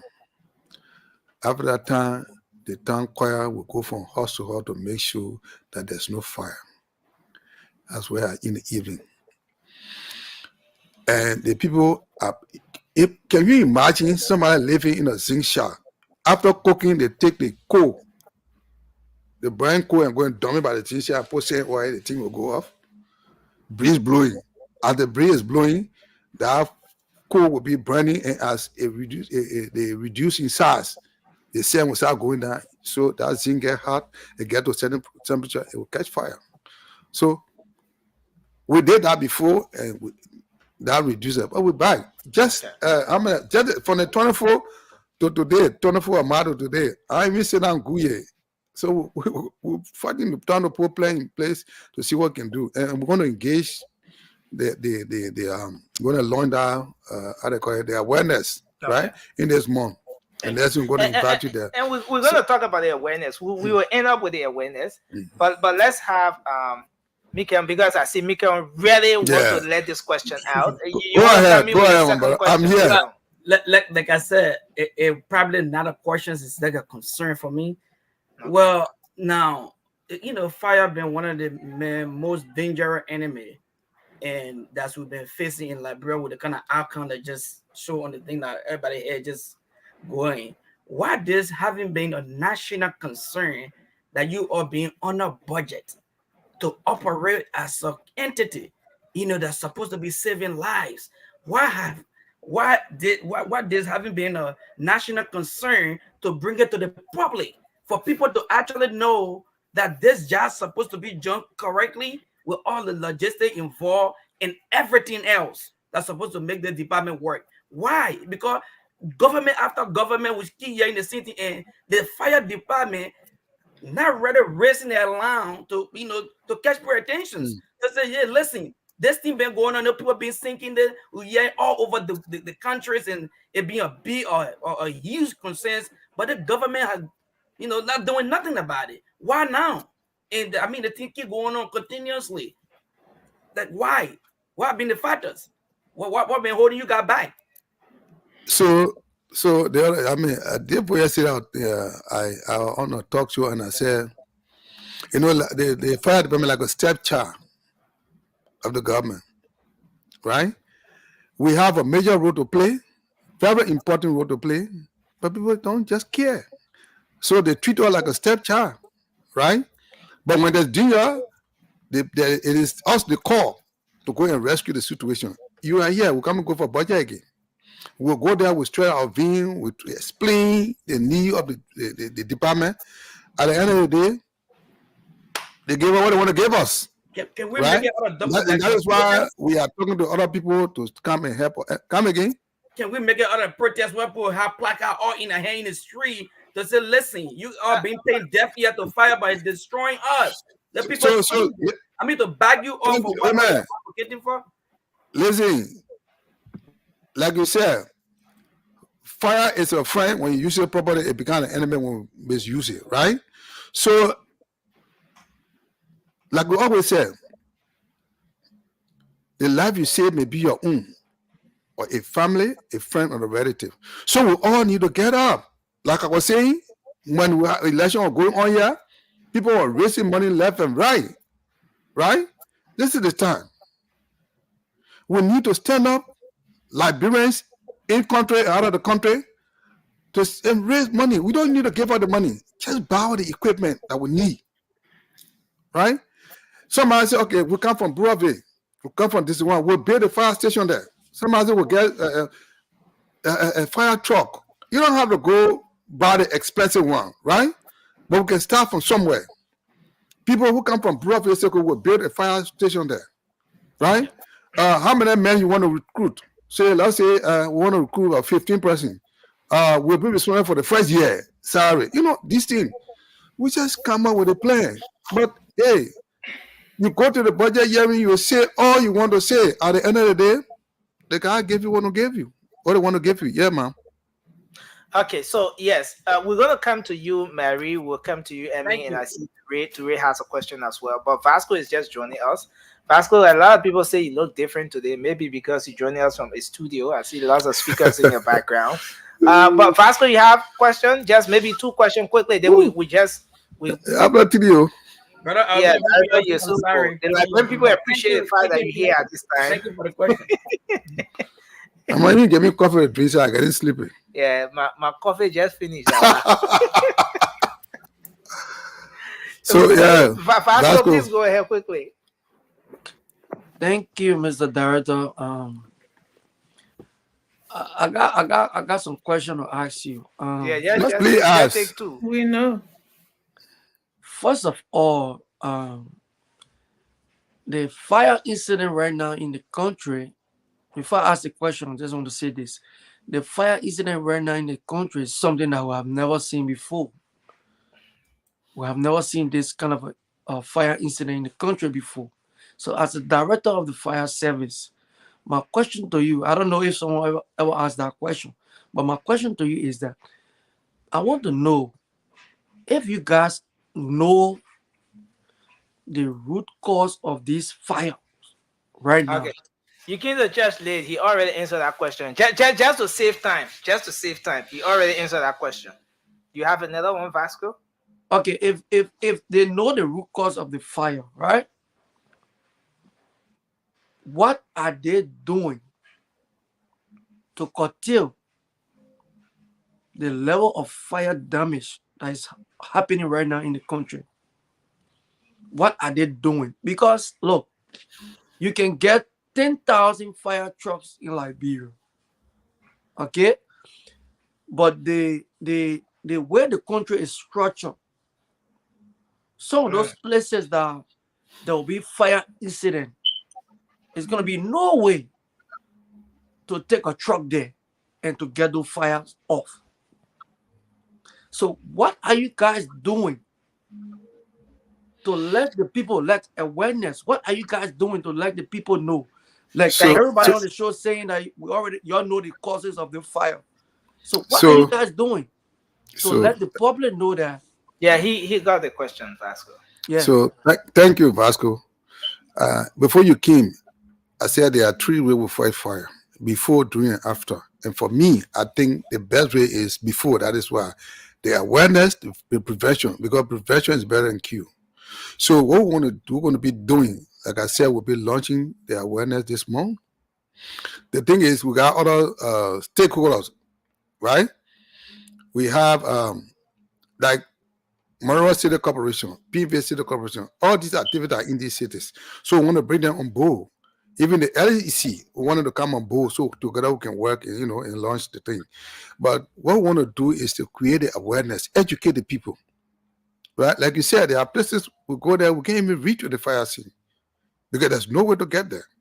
Today in West Bend, we had to pass the who's it through people living room and all the kind of before getting to the fire scene. So we create awareness, we educate the people. And there we also want to create what we call fire warding in the communities. Train them in a way to that when it start, they can intervene before we come there, or they can call us, right? And right now, there's a group called My Watchmen. They are doing well for us. We have a service center where if there's any call, they receive the call. We got somebody there working with them. We see that call and they call the station, the people moving. Like I said, like you said, right? Sometimes it's challenging. Right now, you got 3 functional trucks. If we got 3 fire ongoing, those 3 trucks are engaged, other people calling, we can't leave that other fire scene to go there. And that's why we're saying all hands must be on the decks. So all of us must be involved to see what we can do for the fire department. Thank you. Okay, my last question. Mm-hmm. Okay. I wasn't here when you explained the causes of the fire. But I also want to ask this question. Do you think that the incident, the fire incident right now, is natural or is spiritual? Spiritual. Well, I'm not a prophet, and we're here to tell you what is spiritual or natural. West Point, I knew that was true. I knew it I too. feel very bad, Vasco. Don't start like So that. you see the thing here? You see the thing that you see, we call it the fire food. Fire quick to run through it. The same? Oh man. And so now people don't understand. So now you see the fire truck fighting, trying to extinguish this fire from this structure, and you see them wasting water on the next structure. The reason they are doing that, they want to cool the temperature of that structure, the zinc, so that it does not get to that proportion to burst into flame. So while we are fighting the thing on observe that the next structure, we can do what we call cooling. Then we continue the fighting of the fire, so that we don't want to be fighting the one, then the one burst up to go fight fire. So we got to understand. You see the West Point fire, so that what we call fire food. So his question was, So is the it fire is natural? I said I'm not a prophet. Hey, They the were man is not a spiritual. pastor. Don't What I encourage do know that some before you kill me, I said there are classes of fire, right? It could either be common fire, combustible. It could be flammable fire, class B, It could be electrical fire. Sometimes you even go to I call it mosquito coil. You light it and put it down. So gonna rise your part and kick it fall down on the floor, on the raw. So if you don't put in something like enamel pen that will break in, then you just set it down maybe on a little plate, and the rat passing about looking for something to eat, just kick it and fall. Now you're not in the room, you start the fire.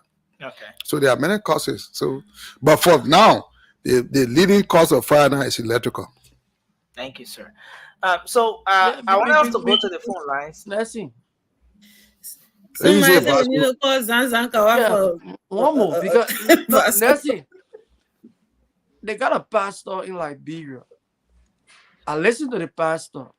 Come on, no The time. pastor. Man. Nelson, I thought I No, was two questions. gentlemen, let me per get person. let me Yeah, get- yeah. The reason why I'm allowing Vasco is because you guys will ask one question each. I saw your hand up, Emmy.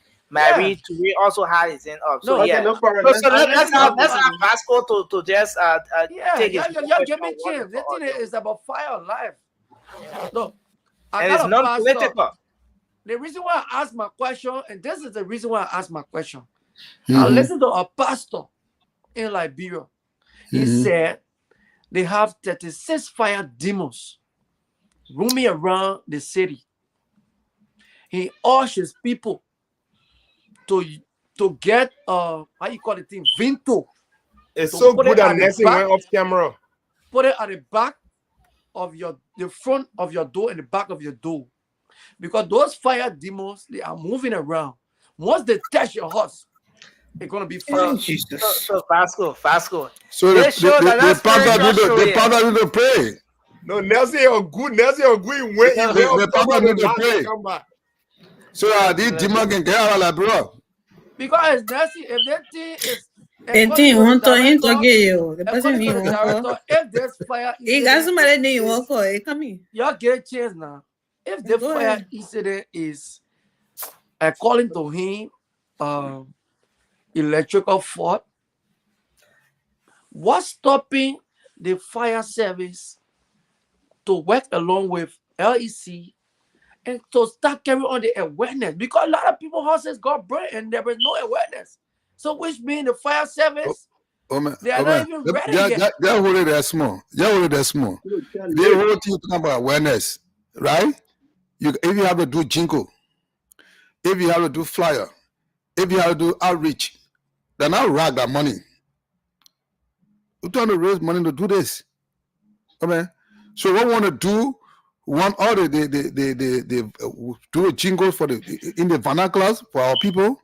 We want to go out there in the marketplaces, in the community, in the school to do the awareness, right?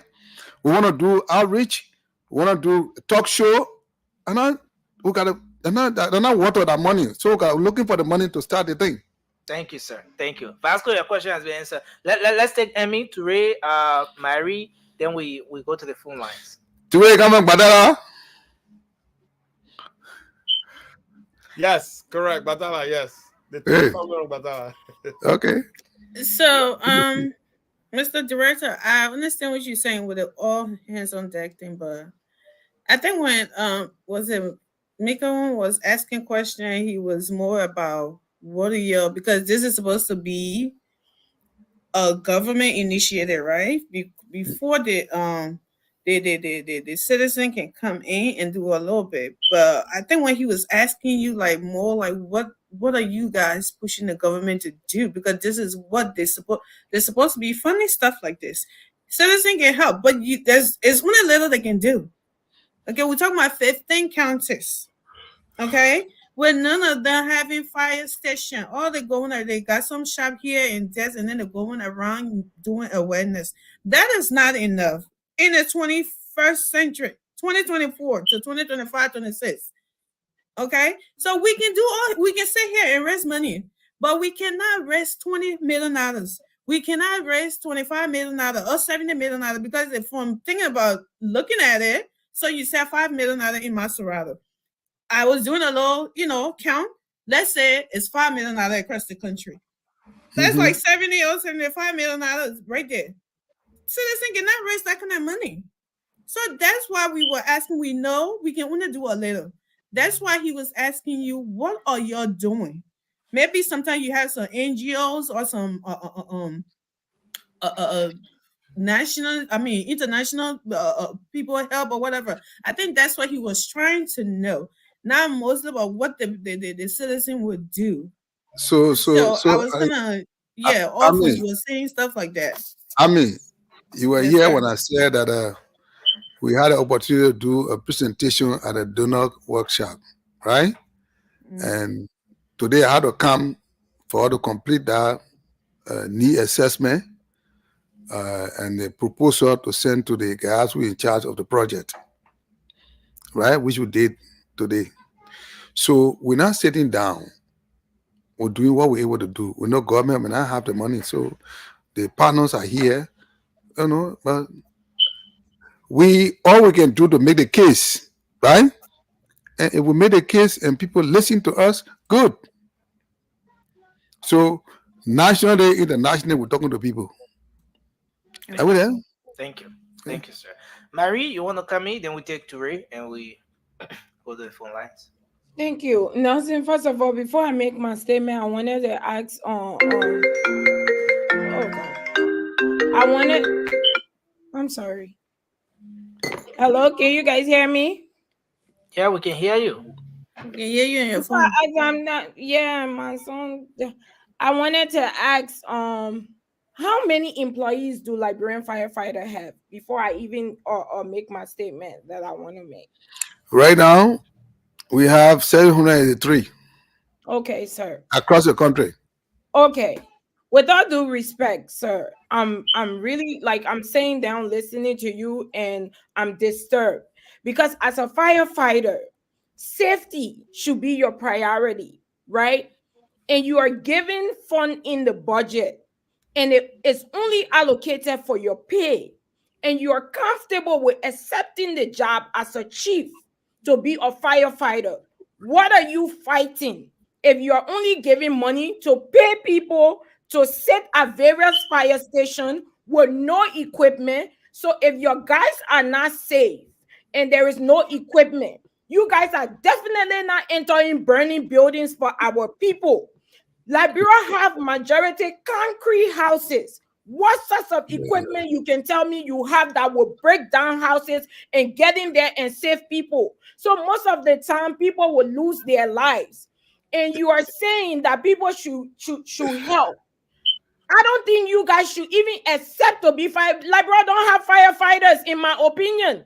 They only have people that they're paying. Because if they're paying you guys, and then they don't have no funding for the equipment, no funding for You know, sorry. is that the checker? When you send it out, you can see the majority. But when you sit there, you don't see the majority. You where you are, whatever state you're in, the firefighter there, they don't go to fire without gear. They are equipped from head to toe. We take the risk. When people make mistake or through carelessness or ignorance, then we move into the police to under control. They say you don't have firefighter. I wish you were here to see what we're going through. You asked for uniform, so there is no uniform. You don't have equipment. So what makes you a firefighter will add the necessary equipment that you need to fight the fire. Did you listen to what I said? Did you listen to what I said? The one we had and what we use, we are using right now. So if we don't, what we have, we're using it. We are asking you, we're asking people, we're asking the government to add on to what we have. But there is so much that come into it, sir. You don't have gas money. So what is coming to the fire department? What have you done? What have you done? I'm not the government. That's my point. That's my point. Speaking out for the fire department. You guys are accepting from the government in the budget, but nothing to save the lives of the people that you guys are fighting the fire for. So what makes that firefighting? My friend, if you are in Liberia, you will appreciate what we're doing. Go and see what happened today in West Point. The kind of thing the guys go through when they go to fight fire. You should appreciate it when they can't say that you want to condemn people. I mean, I'm disappointed. I'm not condemning you, sir. I hope you understand my point of view. I'm saying if the government is not giving you the money to do the job that you have the passion to do, So we all should accepting the resign, go money that straight to is land. allocated for your pay and not something Come that on, is man. for Come the on, man. Nigerian Stop that thing. people, how is that Okay, Stop okay? that thing. Marie. So, Stop the budget. Look at it. Let, Okay. let me come in, right? Budget, look at it. So Why equipment? Yeah, no, don't do that. Okay, Rick, Mary, I don't love Mary, it. thank you. Thanks a lot, Mary, for your input. I think Uh, Emmy, our Emmy, frustration. you asked your question already. Oh, but I was just following up with Marie. they, No, I think our question, our Let's frustration. get to it to come So in look, I because think look, our question and folks have already frustration started calling. There are lots should of be at folks the trying to. government, look, Marie. look, Yeah, that's look. my point. I'm Yeah, I think it should be at the Okay, so government. guys, let's do this. Let's do I'm this. Can we frustrated move to towards Ture? the government because they don't know their priorities. Yeah, Ture, Mary, please ask your So question. Marie, I understand where you're coming from, but at the same time, these are people that are making patriotic sacrifices at this time. Yeah. You know what I mean? I totally get it, Marie. And we have said this consistently. If you want people to work efficiently, you have to afford them the opportunity, the tools necessary for them to carry on their job, right?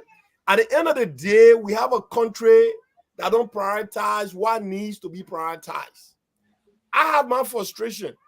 At this point, I don't think this government are looking at this fire situation as a national threat. It is a national threat at this point because we're talking about 3 to 4 houses are burning on average daily. That should alarm the government. And I'm not seeing the jingles. I'm not seeing the outrage. I'm not seeing the proliferation of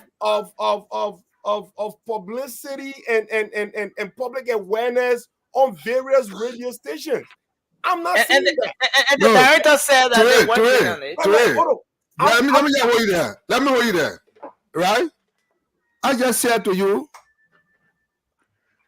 we just talk about barely almost 3 weeks.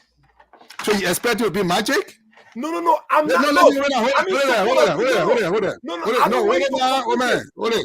It will not be. Listen to me. I just said. I just said the question. I said to you. You say you're not heard jingle, so you just go start jingle on people radio. You not pay money to that. They're free. Who trying to raise money to do that? We don't have the money. No. But wait now. Wait. We're trying to put our plan together to see what to do. I speak all of that to you. Then you say you that's it.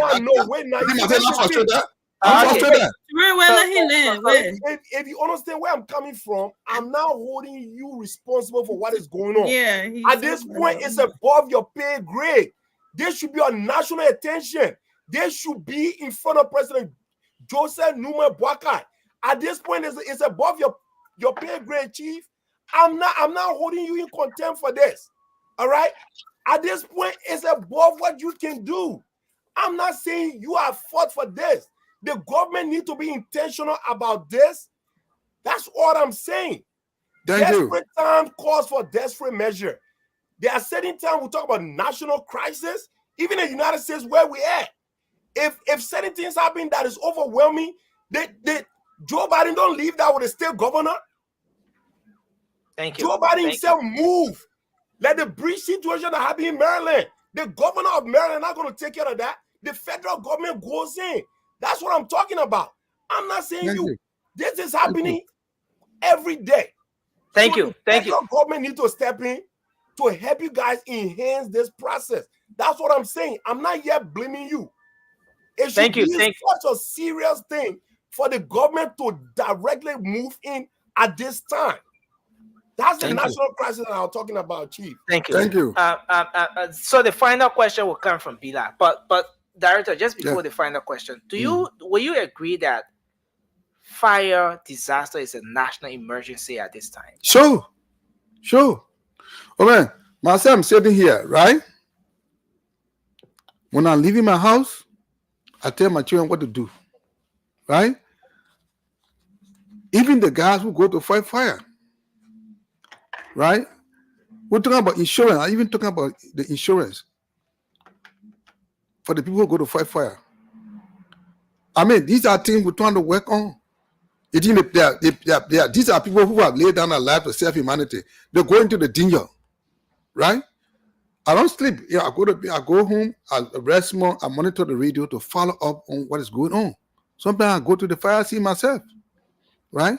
These are people who have committed their lives to serve people, right? Sometimes they get frustrated. They cannot do the need. They don't have it. Thank you, sir. We're just taking over, not even 1 month. We're trying to see what we can do. We can make the truck down. We work on the truck to see what So if you look at the trend of the occurrence, right? The 2 months half for the one. When we took over mine, we've been fighting, getting the truck on, making sure we get a call, go on time. We reduce it from 41 to 11. So people should appreciate what we do. Now, just, thank you. All right, thank you, sir. Finally, Bella, just go ahead and ask your final question, so we go to the phone lines quickly. Thank you. Quickly, okay, thank you. I know how Marie feels and others. You know, it's sometimes emotional and somehow, but I want us to look at the fundamental aspect of some of these things happening and how the Liberian fire service has been like. So my question to you, Mr. Buffer, has to do with the issue about those that are working, because if we are to get this thing done, those that are working in the Liberian fire service, that are measures that need to be put in place to encourage more people by paying attention about going to serve in the Liberian fire service. I don't think it should be about what kind of a pay you're getting. Like Marie said, most people work in government are like, if you even look at the DEA and other sectors in government, it's all about giving what they had to give, right? So the issue about those that are serving there, do they have insurance? And how is it like? Can you are you looking in the direction of maybe their pay? Insurance for insurance for workers. Do they have insurance? I just said, right, we are working right now. There's what we call group insurance. A matter of fact, I was open meeting with the insurance company. Whatever they agree on, I mean, we made a system. They have already approved the contract, right? So I want to stick with the people to say that, look, you got to step up what you got here. So in Liberia here, you know, and sometimes it hurts me, right? People are sacrificing to serve the motherland. People just criticize. You go to the hospital, they tell you 3,000 Liberian. That 3,000 Liberian all be left at the lab doing lab tests and everything. Is it 3,000 for the insurance of a firefighter? No, I'm just talking about going to outpatient stuff, right? And they have a category based on your salary, your range, right? So, and that is for injury and for death. Right? But for me, I mean, that's not enough. Okay. That is not enough for me, right? So we want to see what we can do. Because somebody go to save life and he dies in a fire. Wow. Right? Even though the money will not bring him back, but that the family receives something that they can, you know, live by for some time. The children go to school. You know what I mean? Well, thank you, sir. We want to take a few calls. Lots of folks out there want to come in. They want to ask some questions. 055-101075 is the local number. We have the WhatsApp line on the screen right there. You can call via WhatsApp. Please, to our callers, you can make your points within maximum 45 seconds. We can take like 6 calls and then we wrap up. Let's take our, you know, we have to do this thing fast because my coffee finished and the director here no coffee tonight. So so let's take our first call. Hello, you live. How you know how coffee? The brother come out with my coffee. Yeah, you bring a coffee with Shay. National Fire Service. Yeah, hello, your name? My name is Colonel Robert M. Hood from the Liberia National Fire Service. Okay, let's hear you. So, like I heard my director, you've been very splendid. I appreciate him very much for pushing our case. But let me just quickly speak to one of the callers who was saying that we do money at the fire service. The EFL, Armed Forces of Liberia, they recruit every year and they keep their men, they pay them. There is no war. Liberia National Fire Service will train people and put them in the readiness to fight fire cases. We are asking for equipment. what the sister should be thinking about is to ask the government, pressurize the government to give her necessary material to fight fire so that we can curtail most of the incident cases that are around the country. Thank you. Can't come on the radio and we try to push people on the wall if to say the cost of situation in this country. Thank you. But again, I just want us to look at this thing from a professional standpoint, wherein every single Liberian should be given the space rather to express themselves, to voice out their concerns about national issues, and that's how we can get the country moving on. But I appreciate your point, sir. That's a very great one. Thanks a lot. Let's take this call. Hello, you're live. Your name and where you call from? Hey, Leslie, how you doing? My name is Harry, and thanks to you for the show tonight, and to your fan as well. Mr. Buffalo, how you doing, sir? I'm good. Yes, no, I feel your pain. Liberia, like we always say, this is an old age problem, and we all know that it's always about funding. Now, fire service is a critical institution. Like you talk about the VA, all those places. But here we are appealing to citizens to give us money to run a public institution where there is an established government. All right, this is laughable. Now, look, I listen to your budget. You gave me that number. You call it budget. That is chicken change. That's laughable. All right.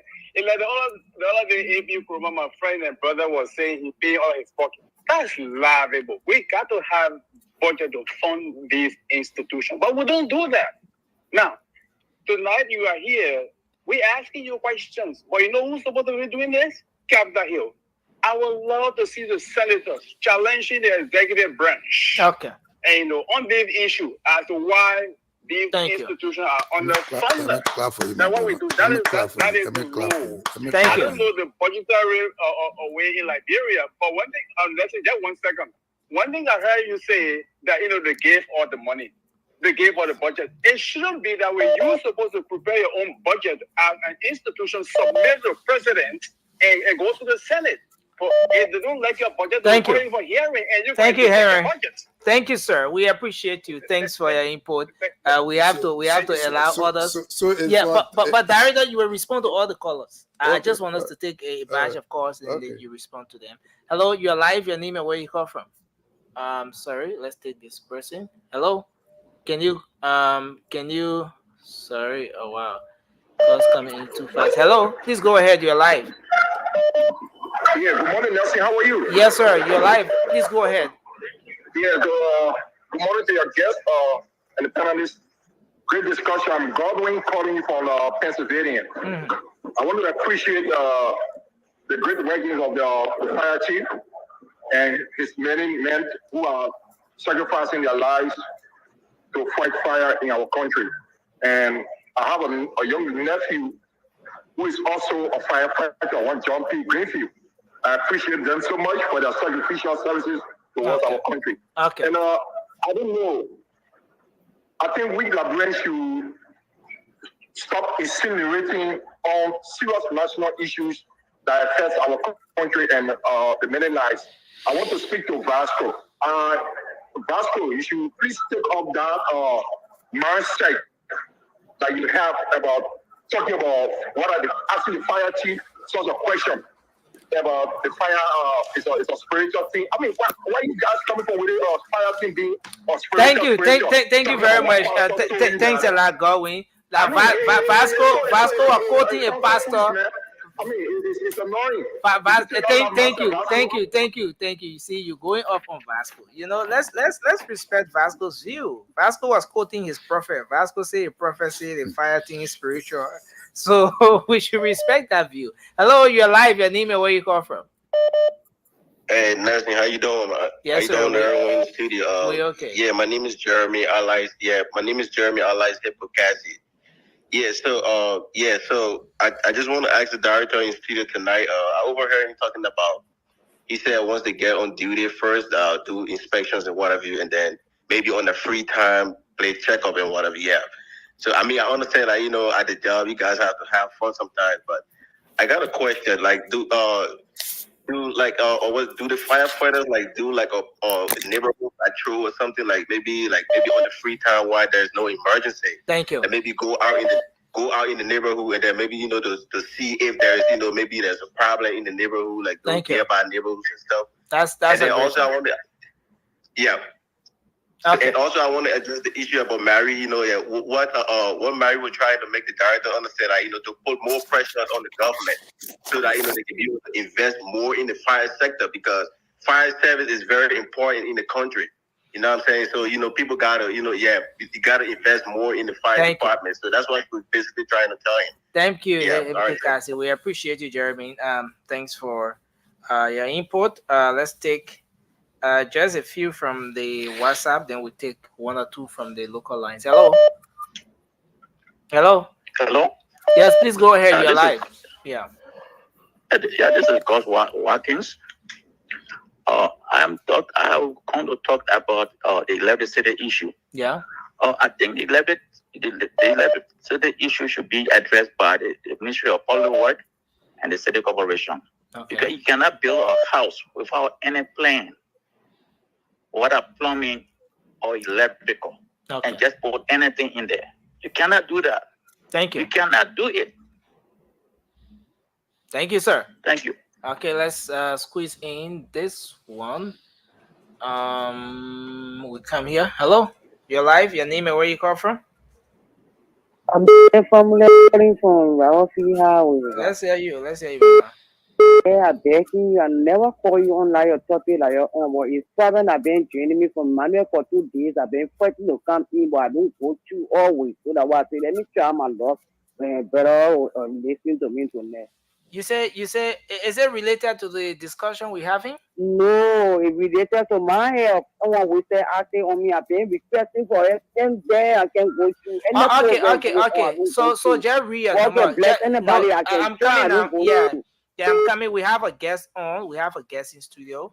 And yes, we want to wrap this up. But just read a number out. Maybe anybody listening that want to be of help to you, they can do so. Read a number out. How can they but I want to give the message to Uncle Waterspoon. And when they will see us, Waterspoon, we try to enter in the face, they will know it.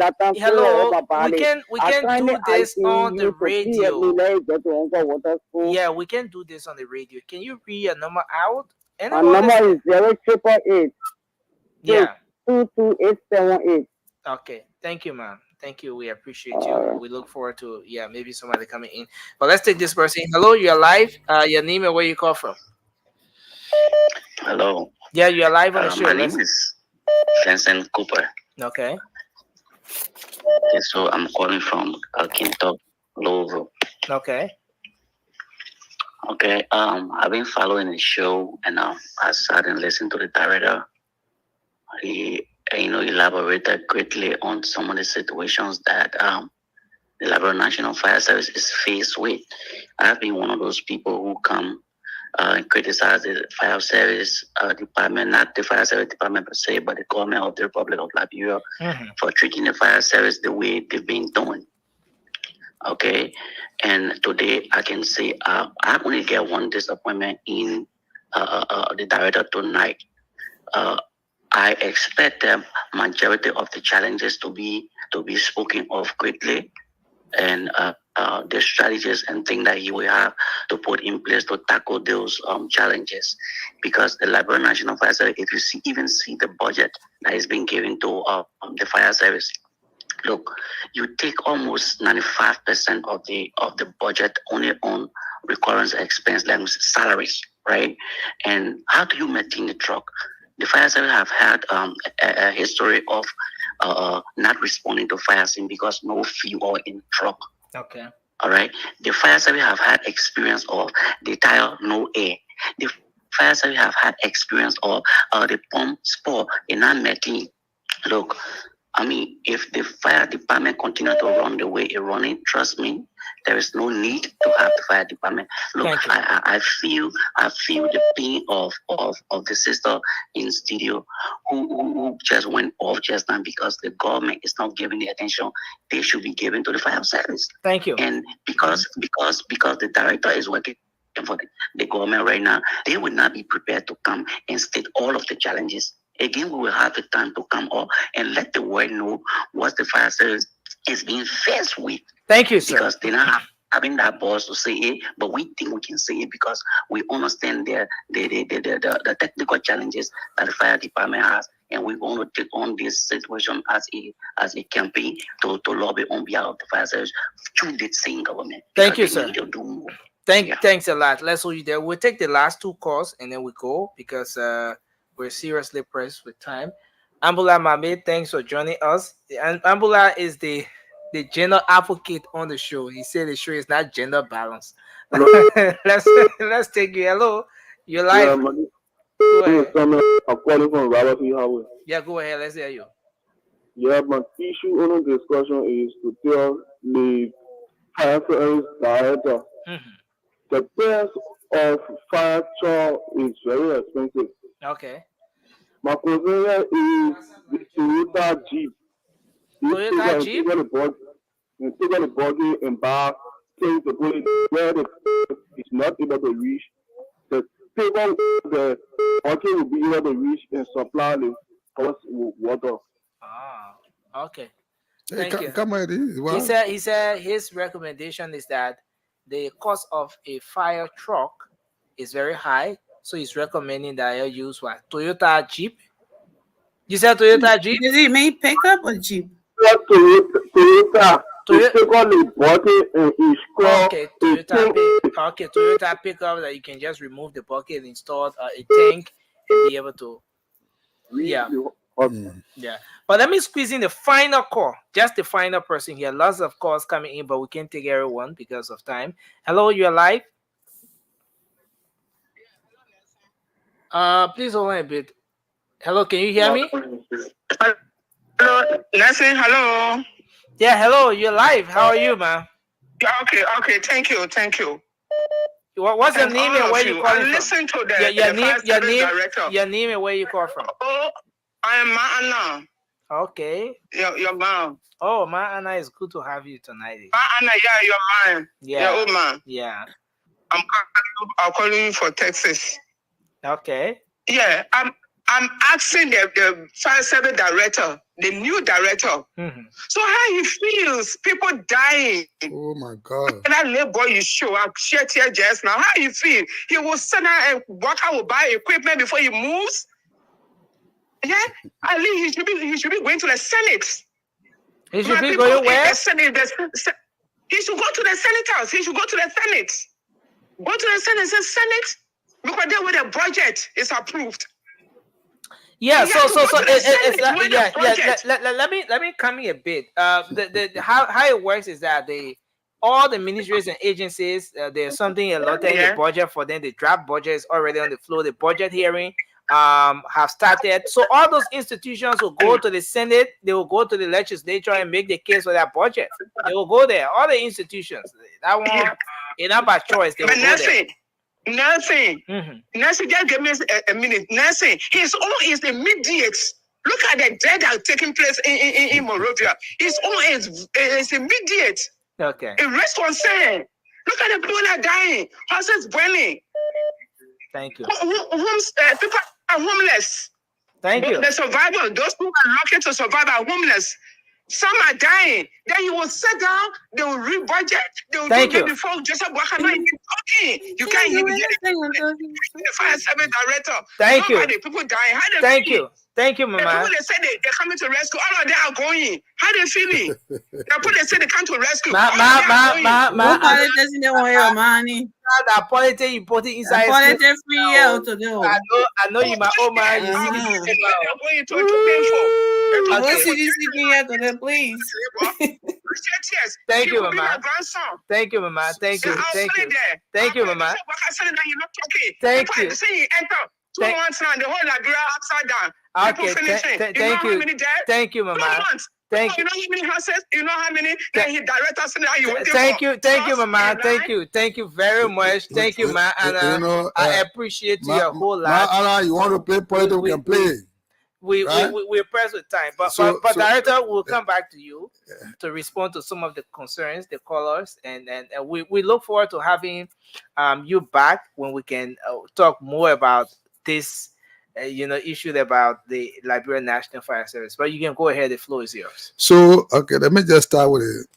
Annie, Yeah, my Anna, you got to understand the budget process. You can't just jump and go to Capitol building and say I come for budget. The first thing they start with is the revenue envelope. You must have money before you spend money. So we will be going for revenue envelope, revenue hearing to tell the people how much we can contribute in terms of fees from our inspection and all these kind of things. So the first thing we have to go for hearing. After that, like somebody said, the budget given us is from top to bottom. It should be the other way around, from bottom to top. We should tell them what we want, right? But instead, they tell them what they give us, right? But still, we'll go make our case. That's the budget issue. Then to talk about the challenges. I'm proud he's one of my products, that I made him. Today he's in the state. But he knows the problem of the fire department. Like I said earlier, people see the fire department like a stepchild. That's how they treat the fire department.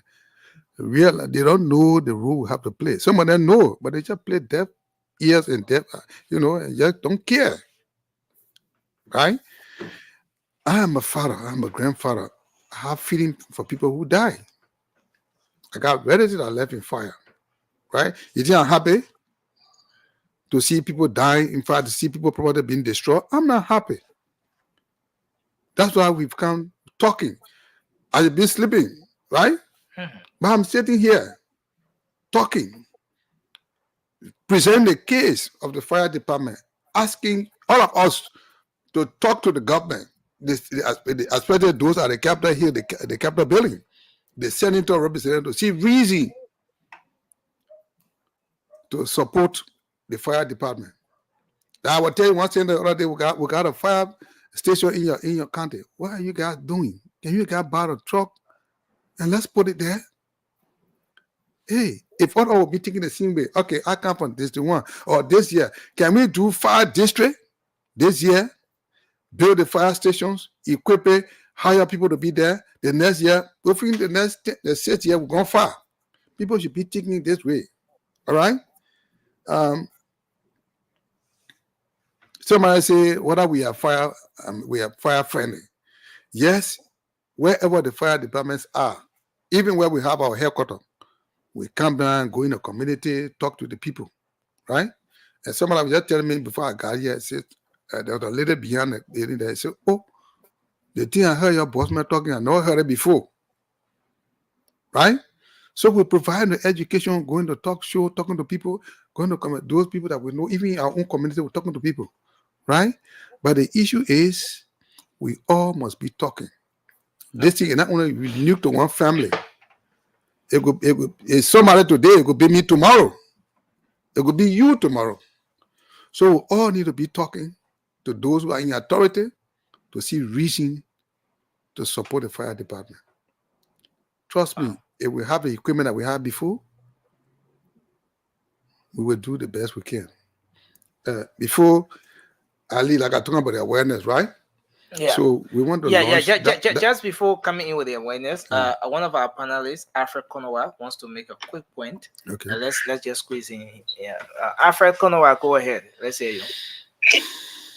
Good evening, Mr. Director. I want to say thank you for appearing on the show tonight. I think this is your debut appearance, and I've been following the show, and I listened to you. But my concern has got to do with the issue of inspection. You talk about the awareness, and I also listen to you. You talk about making some advocacies with our development partners.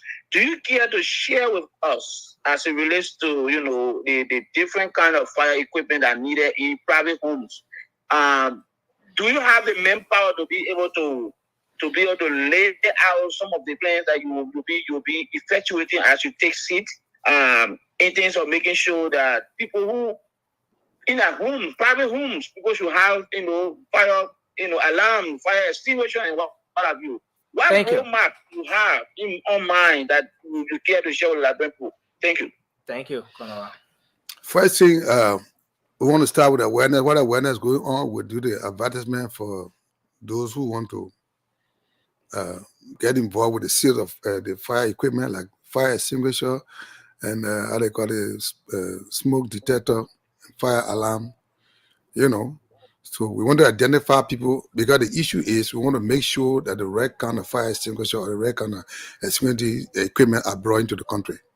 There are some fire extinguishers that are toxic, so we got to make sure before you bring it in, we got to look at your spec to make sure the right kind of fire extinguisher you bring in the country. We don't want you to bring something where the people go to use it, they affect them. So we got to make sure those who want to import it, who want to be a part of the process, we do it right. So while the awareness will be going, we'll be doing that. So by the time we're done with the awareness, people will have the education and will be rushing for it, and it will do the thing that we need will be on the ground. So that's what I'm going to do. So that's what I want to do. Okay. If I have you had, yeah, he's off the line, but I think he got your response. Have you had a situation where you've lost some of the firemen? Yes. How frequent does that happen? No, is that 2012 or 2013? We lost 2 of our firemen. Okay. So if you go, there's a truck there, you see the guy's name on it, Nathaniel, and another guy, right to Waterside. Right, and let me. Those of you who talking here, that the other day I was talking with some people. The habit the people got in this country, they build the store instead of having the warehouse downstairs. The first floor is where they store the goods. Some of them store it from front to back, like freezer, flat screen, and you name it. And these things have fuse. They use fuses, right? So you go, you see the up like that, you close the place, you just put one small window there. When the heat is on, what you expect? So these are things going to be engaging, right? So the warehouse team going to take out with Ministry of Public Works that these people should not be doing that. So and that's what led to the devil guy. The people built the thing and they had the cooking gas stored upstairs, no ventilation. When that fire occurred, the guys went to go save them, to go fight the fire. That thing exploded. I was coming, when we got the car, I was coming. The car almost turned what with me to Valtan because the blast shook the car and it took it out of the road straight to the sidewalk. Wow. So, I mean, so everything I think about the 2 guys, 2 young men. So anything you want to say in closing? All right, so I want to say thank you to Can I say something real quick to the director before he goes? Marie, Vasco, Bella, and the Batala boy. All right, I want to say thank you for the opportunity given me for me to come and share what we are going through in the fire department. I also want to ask you to begin to talk, speak out, seek support, not only from out there, but the government. You see the need of the fire department. Go to the fire department and see the condition of the guys. All right? And so we want to, this month we'll be launching our awareness. We'll also be celebrating the International Fire Day in honor of those who die, even though they are still sacrificing, to serve humanity. We'll be honoring some of them on that day, to tell them to thank you for the work you've done and the way you are doing it, So, again, prevention is better than cure. For us, we think that the awareness will bring about fire prevention and will reduce the fire outbreak. Once people are educated and know what to do and stop doing the thing that causing fire, it will help us to reduce the occurrence. Emmy, I see your hand up. Is there a comment? I just want to tell the director something before he leaves. All right. Mr. Director, thank you again for coming. I think you have to understand the situation in the country. You're frustrated with the situation with the resources and equipment and other that. We as Liberian, we are as well. So I think you should be a little tolerant when you hearing this thing, or you should pay more, you should be more something to hear these things. Because what Marie was trying to say, she was not trying to read something, she was upset that the government is treating the department this way. We do believe that you guys know what you're doing, you know your job. The only thing is you don't have the equipment, you don't have the resources to do your job well.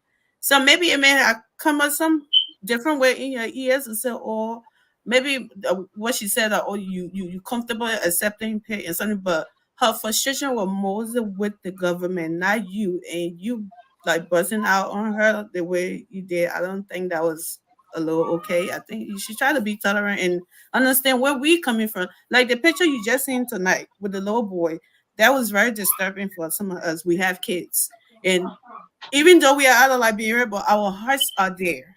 There's no place like home. We want it to be better. We want to come home. So some of these things when we're saying it, it's not like most of the time, because the guy you were just talking about, he came on the show here and he told us everything about the challenges that you guys are facing in the country. So yeah, I think it was a little something when Marie was it. She didn't mean any harm when she was saying that. I just wanted to say that. That's all.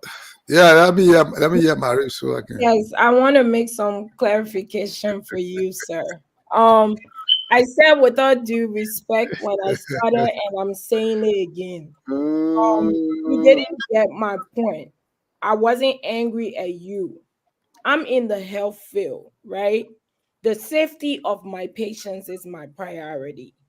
And if I'm involved into anything that affects the safety of my patient, then it doesn't please me. So that's where I was coming from. That you get a budget that allocated only pay for the employees, and then that could even affect your employee safety too. You know, no funny. And let me just say, Mr. Barber, when you came here and you stated that you need uniforms, God honest truth, I was gonna help, and I'm still gonna help if I can. Okay, because I'm into logistics. So when you said it, that's the first thing that came on my mind. I'm like, I can do this. But then when you started talking about, okay, the budget was only for pay, and you know you need fire. Maybe you didn't get me clear. You didn't get me clear. What I was saying to you, then what you didn't get me clear. for? You know, if it's not only uniform, there are other things like trucks and gas and other things that you really need, things that make the fire department.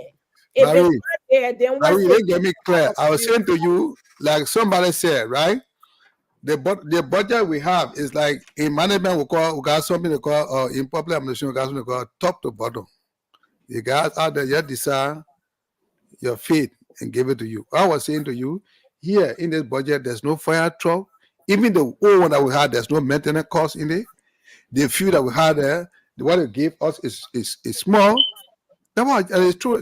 What I'm trying to explain to you, maybe you didn't get it yet. When it's just for compensation, you know. Director, we're hoping to get you back. Yeah, so we're hoping to have you back thank you. here. I'm sorry. Yeah, come on now. You want to make the whole round table again? That's the essence of the show, right? Yeah. So sometimes it has to get heated. I get tough at each other. Yeah. Yeah, thank you for coming. Especially, I want to ask one important question quickly. Very quick. Oh, God. I shouldn't have started, right? No. I don't want to ask. I'm sorry, Nelson. Put your hand down, Vasco. I will tell you to put my hand down. The director will have to go. Guys, please. It's important, Nelson. We talk about these things every day. The rescue people don't ask me the question. Let me talk. Mr. Director, quickly, I beg you, please go. I'm trying to be corrected. I'm trying to be corrected. I want to believe that your position as a government official is a pointed position, right? Oh, yeah. If so, and it has to do with something that comes with transparency and accountability. Have you declared as a sir? Don't worry, next year I go for my form. I got 90 days. Oh, no. The director, you should have declared. Talk to you later, Mr. Director. Have a nice drive at home. You will see it. Thank you, sir. Don't worry about if I can do it. I'm not afraid. Mr. Bobo, let me tell you, I appreciate you know, your patient. I appreciate the fact that under a very strange circumstances, you are still getting yourself, you know what I mean, involved with getting the Liberian people job done, even though we all understand you know, you're not getting the necessary equipment and the funding to be able to effectively execute your mandate as a chief of your department. So I just want to say, man, I pray God that he change around, because apparently I think we have to rely on prayer more than anything now. So you The agree with prophet, Vasco the prophet. So Director, again, we want to say thank you for being here. Vasco, what else do you want to say? Okay, Vasco, go ahead. Vasco, just say a word so we I'm have the sorry, director. Nelson, for starting this. Everybody Well, talk. All of you That's what he did. So, you know, they're going to be shocked, Mr. Director. Look, I feel for you. Thank you, my brother. I feel for you. You know why? No. This is not about, the incident about fire is not political. It's not about CDC or it's about Unity Party. Because even my own government I supported, they didn't do well when it comes to the fire incident. Thank you. That's why we always say, his forehead. if we were there at the time, it was going to pave the way for you. By now, some of the challenges you having, I think it was going to be better. You are going to make a way from there. But the reason why we beating on you or people beating on you, because the mantra, the new government came into power with rescue. Let's allow the director to go. We'll start the politics. Please, I will say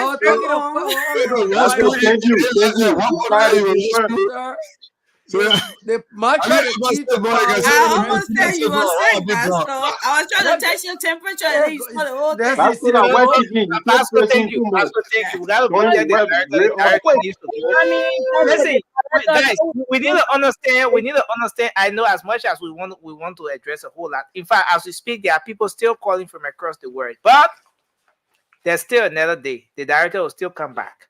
As much as we want the director to address the issues, he's not joining the show from home. He's in studio. He needs to go home and rest and address other issues tomorrow. So again, director, we want to say thank you for being here tonight, and we look forward to having you here again. And we can always do this for our country, and you are always welcome on the show. And thanks for availing yourself, even at this time of the not night again, at this time of the morning. 4:15 a.m. You're here in studio, communicating with the Liberian people across the world and trying to make the case for our country. And as we're speaking, there are other folks. There are lots of folks reaching out as well. They want to get in touch with you. They want to come in whichever way they can, which is very important for our country. And we appreciate that you are here this morning. Thanks a lot. And Nelson, let me say that one thing before the director goes. A letter from us. I just want to say this. Director, it is right. Fire department, even police The director is putting us on the spot. He said, let me say this though. It is acceptable for fire chief director, you rescue to go out in the community and get funds, either through fundraising or stuff like that. It's happening in America. Yeah, it's happening. So it's not something that. I mean, and I will do it. I would love to help. I would love to help. So Marie, you know that when the fire truck moving, the ambulance will go along with it, right? Yes, sir. We don't even have ambulance. We got the people tree. We don't have the ambulance to go along with the There's fire. no EMT, nothing.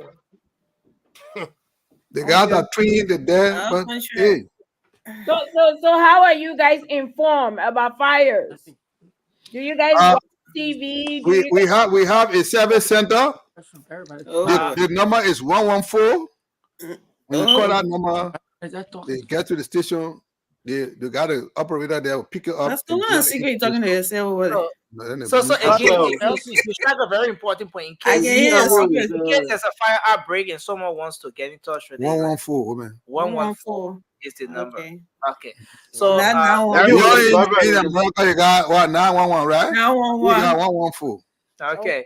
So thanks a lot, Director, for being here again. Yeah, We appreciate it you. would not be here. Okay. Good show. Thank you. Drive home safely. Yeah. I can wear my cap now, right? Yeah, you can wear a cap. You're not out straight. Thank you. All right. Thank you very much. Thank you, So, sir. Thank you. yeah. Thank you for the sacrifice. That point that Mary put the director in Ziale today. So Emmy, take on from here. I got the director sweating. So guys, Vasco, I was actually trying to feel your forehead to see whether you have fever, and then you just press chakla with the whole thing. So you just confessed tonight that your government is. But anyway, go ahead, do your closing. Let's go. But later on, you join the red. Oh, don't forget to know that. I know. Why I say you press chakla? Go ahead, Vasco. Okay. I mean, look. So guys, basically we're doing our closing now because we're out of time. Yeah, that's what you. Go ahead, Vasco. You got it back now and I continue the feel conversation. I wasn't treated right tonight. Oh, Jesus. I was consistently muted by Nelson while the rest of the rescue people mouth were open. They've been talking up and down. You came in late. You're ready again. No, I'm only trying to correct you. You came in late. Okay. Let me make my closing quick. Look, you see, that's the difference between you people and us. We place right where it belongs. We say the fact. And not like you people, you just go ahead and say that everything is just negative about this other group of people. Look, I got this brain. I'm not crazy. I know they are Liberia, not just George, we have even from the Manaseli 12 years. Now I can always tell people, but you don't listen. Liberia, the problem that Liberia facing today, the person that we should always put our blame on is the Unity Party under the Manaseli administration. The 12 years those people served that country, my people, it was the time that the international community, our donor partner, were pumping money into our country. That was the time we were supposed to take that, use that opportunity and strengthen most of these places or most of the agencies today that we're talking about. But we didn't do it. And today, this is where we are. When we talk, people say, oh, you sedition and you this and you that. The support that these people had, that 12 years, the Unity Party, George, the citizen government didn't have it. And Joseph Baga will not have it. We will carry, we'll talk, we'll get tired. The Joseph Baga government right now is struggling. You listen to that man. It will take you another 10 years or 15, 20 years before that fire service will even get a little bit better. We don't know the next president that will come, whether he will have that kind of a support to make that fire service better. You see the budget the man telling you about. I feel sorry for him. Nothing. Thank you, sir. Nothing. Vasco done for 5 minutes. No, Vasco talk for 1 minute 30 seconds. 30 seconds. All right. Oh, thank you. Vasco, let's assume you are right. Oh, sorry. You ready for that? But it's okay though. It was a great show. And I think there's a lot that have been said when it comes to the fire issue. What we have to do is now to talk to our government. There are certain sectors that has not been prioritized in the budget. And it is very frustrating to support a government that will not take certain things into consideration. It's very emotional sometimes to see some of the things going on. Yeah. And sometimes people tell me when I see some of these videos being playing because we have had the opportunity to come to the years and other. You travel in other countries, these are less things. These things people thinking about now. Liberia, as an older nation, is still trying to find ways to find solutions to some of these things. So our government, the Ministry of Finance, please see it as a priority to not undermine this government. But allocating, I understand that the budget is at the stage of just a draft way. So the issue about allocating certain funds and not looking at the realistic aspect of their work is an issue. if they are to be functioning, they have to be financially supported.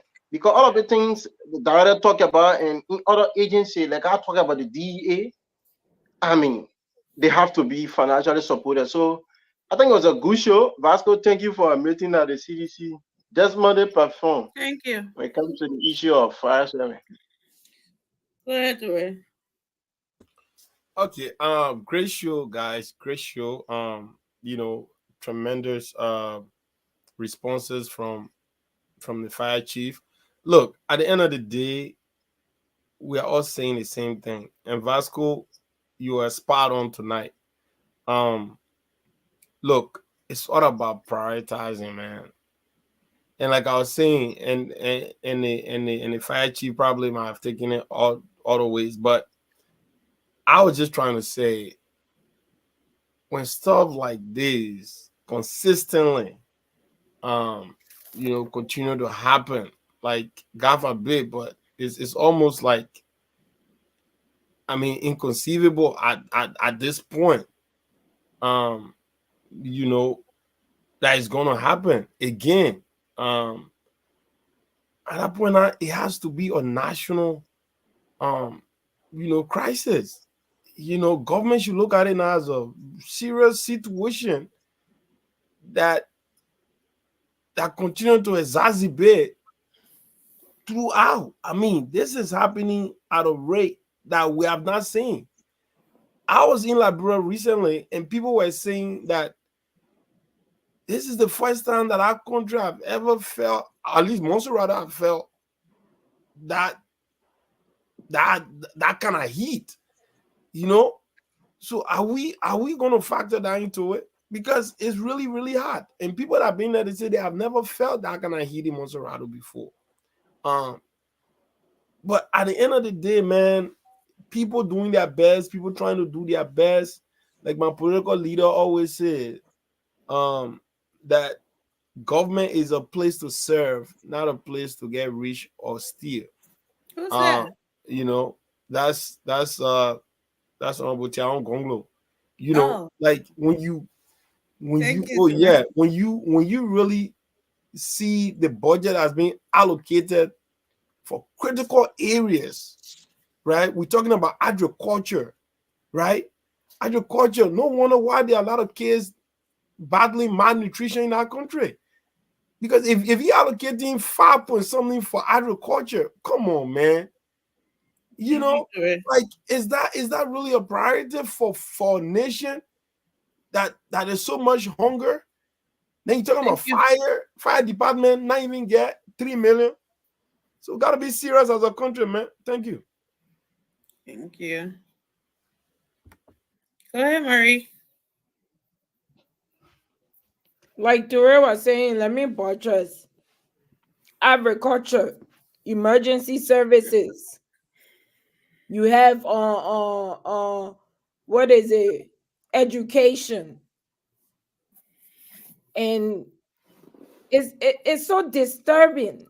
I got so angry tonight listening to the budget that was allocated for the fire service.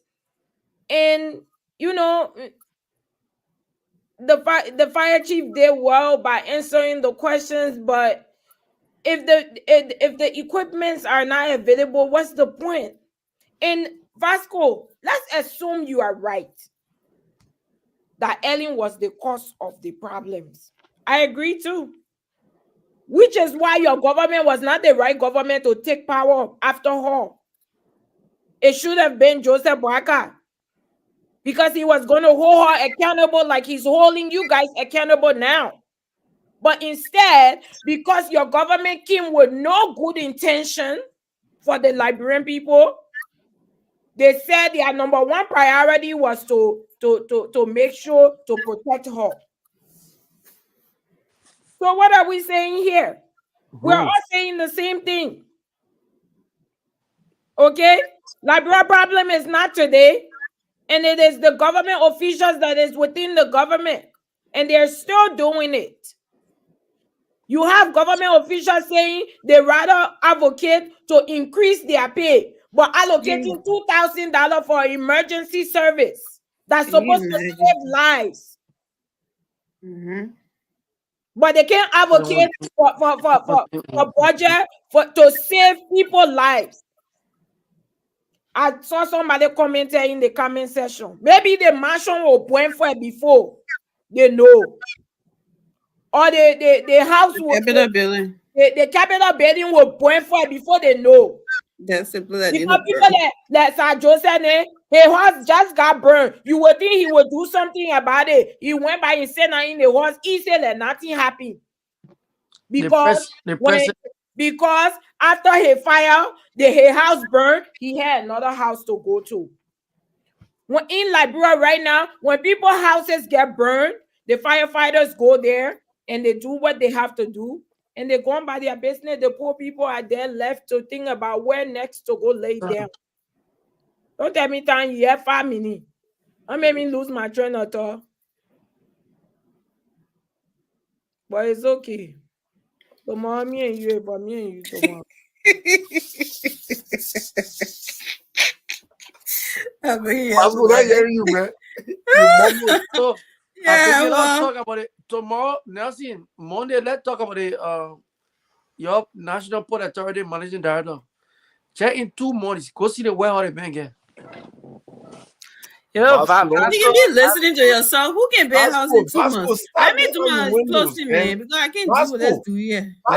Give me that contractor that can build house in 2 months. Let me share the video with me. Conflict of interest. Vasco. So which one you taking out? Building house and conflict of interest. Which one? Even if you have money to do it, can you complete a house in 2 months? 2 months. Guys, yeah, but that's tomorrow's discussion. Can we? Do you know where? Let me do my closing. Do you know the man portfolio before he becoming MD at the Freeport? You knew Mangue portfolio. The investment he had in the country before. You knew Mangue portfolio. You knew Mangue portfolio. Come on, we know Mangue that you are broke. We know that. Okay, but we know Seku. We know the man. Hello, can we do this? Okay, so guys, we're not going to that discussion, guys. And we know very well that Seku have businesses in America here. Emmy, can we Emmy, please? Let's do that. We'll leave right here with the show. Pastor, you want me to meet you? Thank you. So, thank you, everyone. Sorry, comment section. Please don't pay Vasco no man. So thank you. Do good in pressure class. But anyways, thank you. Thank the director tonight for coming. We understand the problem of our country. Unfortunately, we said all we can say, and we hope and pray every day that the new government will listen. They just came to power, so we are frustrated from the previous government going on, and we hope they would feel our frustration and see what's going on, and really try to do advocate money to these important agencies, drugs, fire, agriculture, and healthcare, education. Those are the places that I don't know how this budget thing works. I don't know if the money is not there or they just being stingy. Which one is it? I don't understand it. And if the money is not there in senators and representatives are getting buying $80,000 cars and getting paid such a money, I don't think it's right. I think the people have to be prioritized over these people that they voted for and put in there. If you think that you're gonna pay, get out. Don't come in there. He claimed that he got a farm that pay him better. Why did you run to be senator? Right? Stay on your farm and make money. Private sector and stuff make money than government, and that's what people should be thinking about doing. It's really sad that after all that's going on, when you hear the budget for the fire department and you sitting there, and to be honest, these people they are going through, they know what they're doing, but you heard him. If they went from the start, they used to go in t-shirt and jeans. It's a disaster, but it's not going to happen.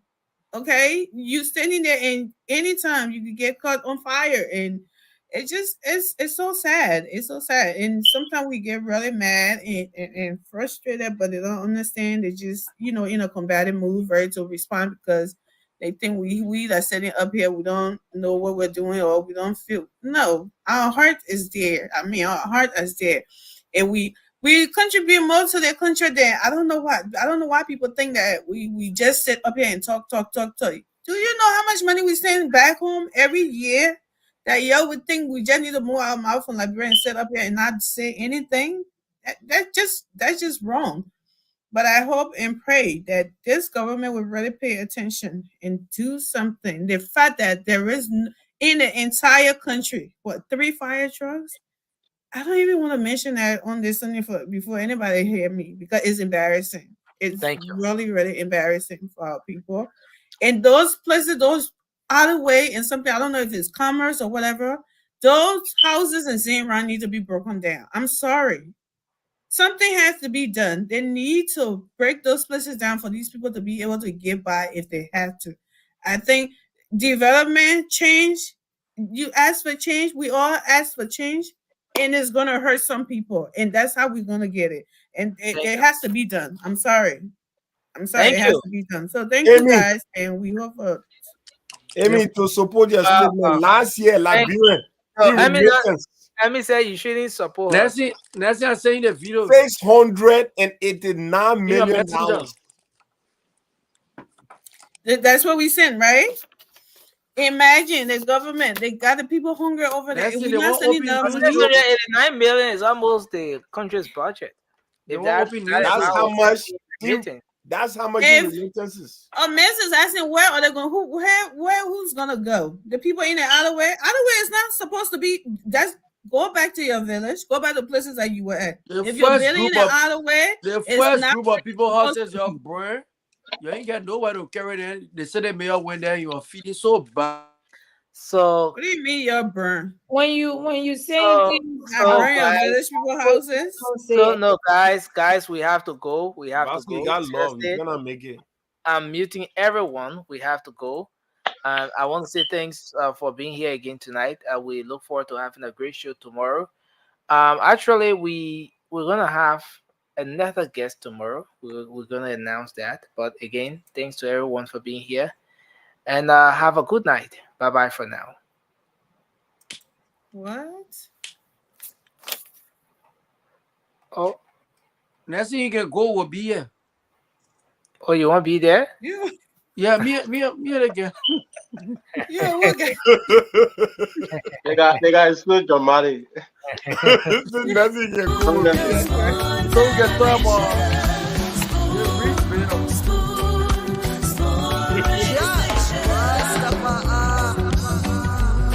Spoon gonna tell you what is happening in Liberia. Spoon gonna tell you what is happening in Monrovia. Spoon gonna tell you what is happening in Africa. Just to spoon, you ain't know. If the children crying for starvation, just to spoon. You want to get a news update, my brother, to spoon. You want to know what is happening in Moravia, to spoon. Politicians want to make their decision just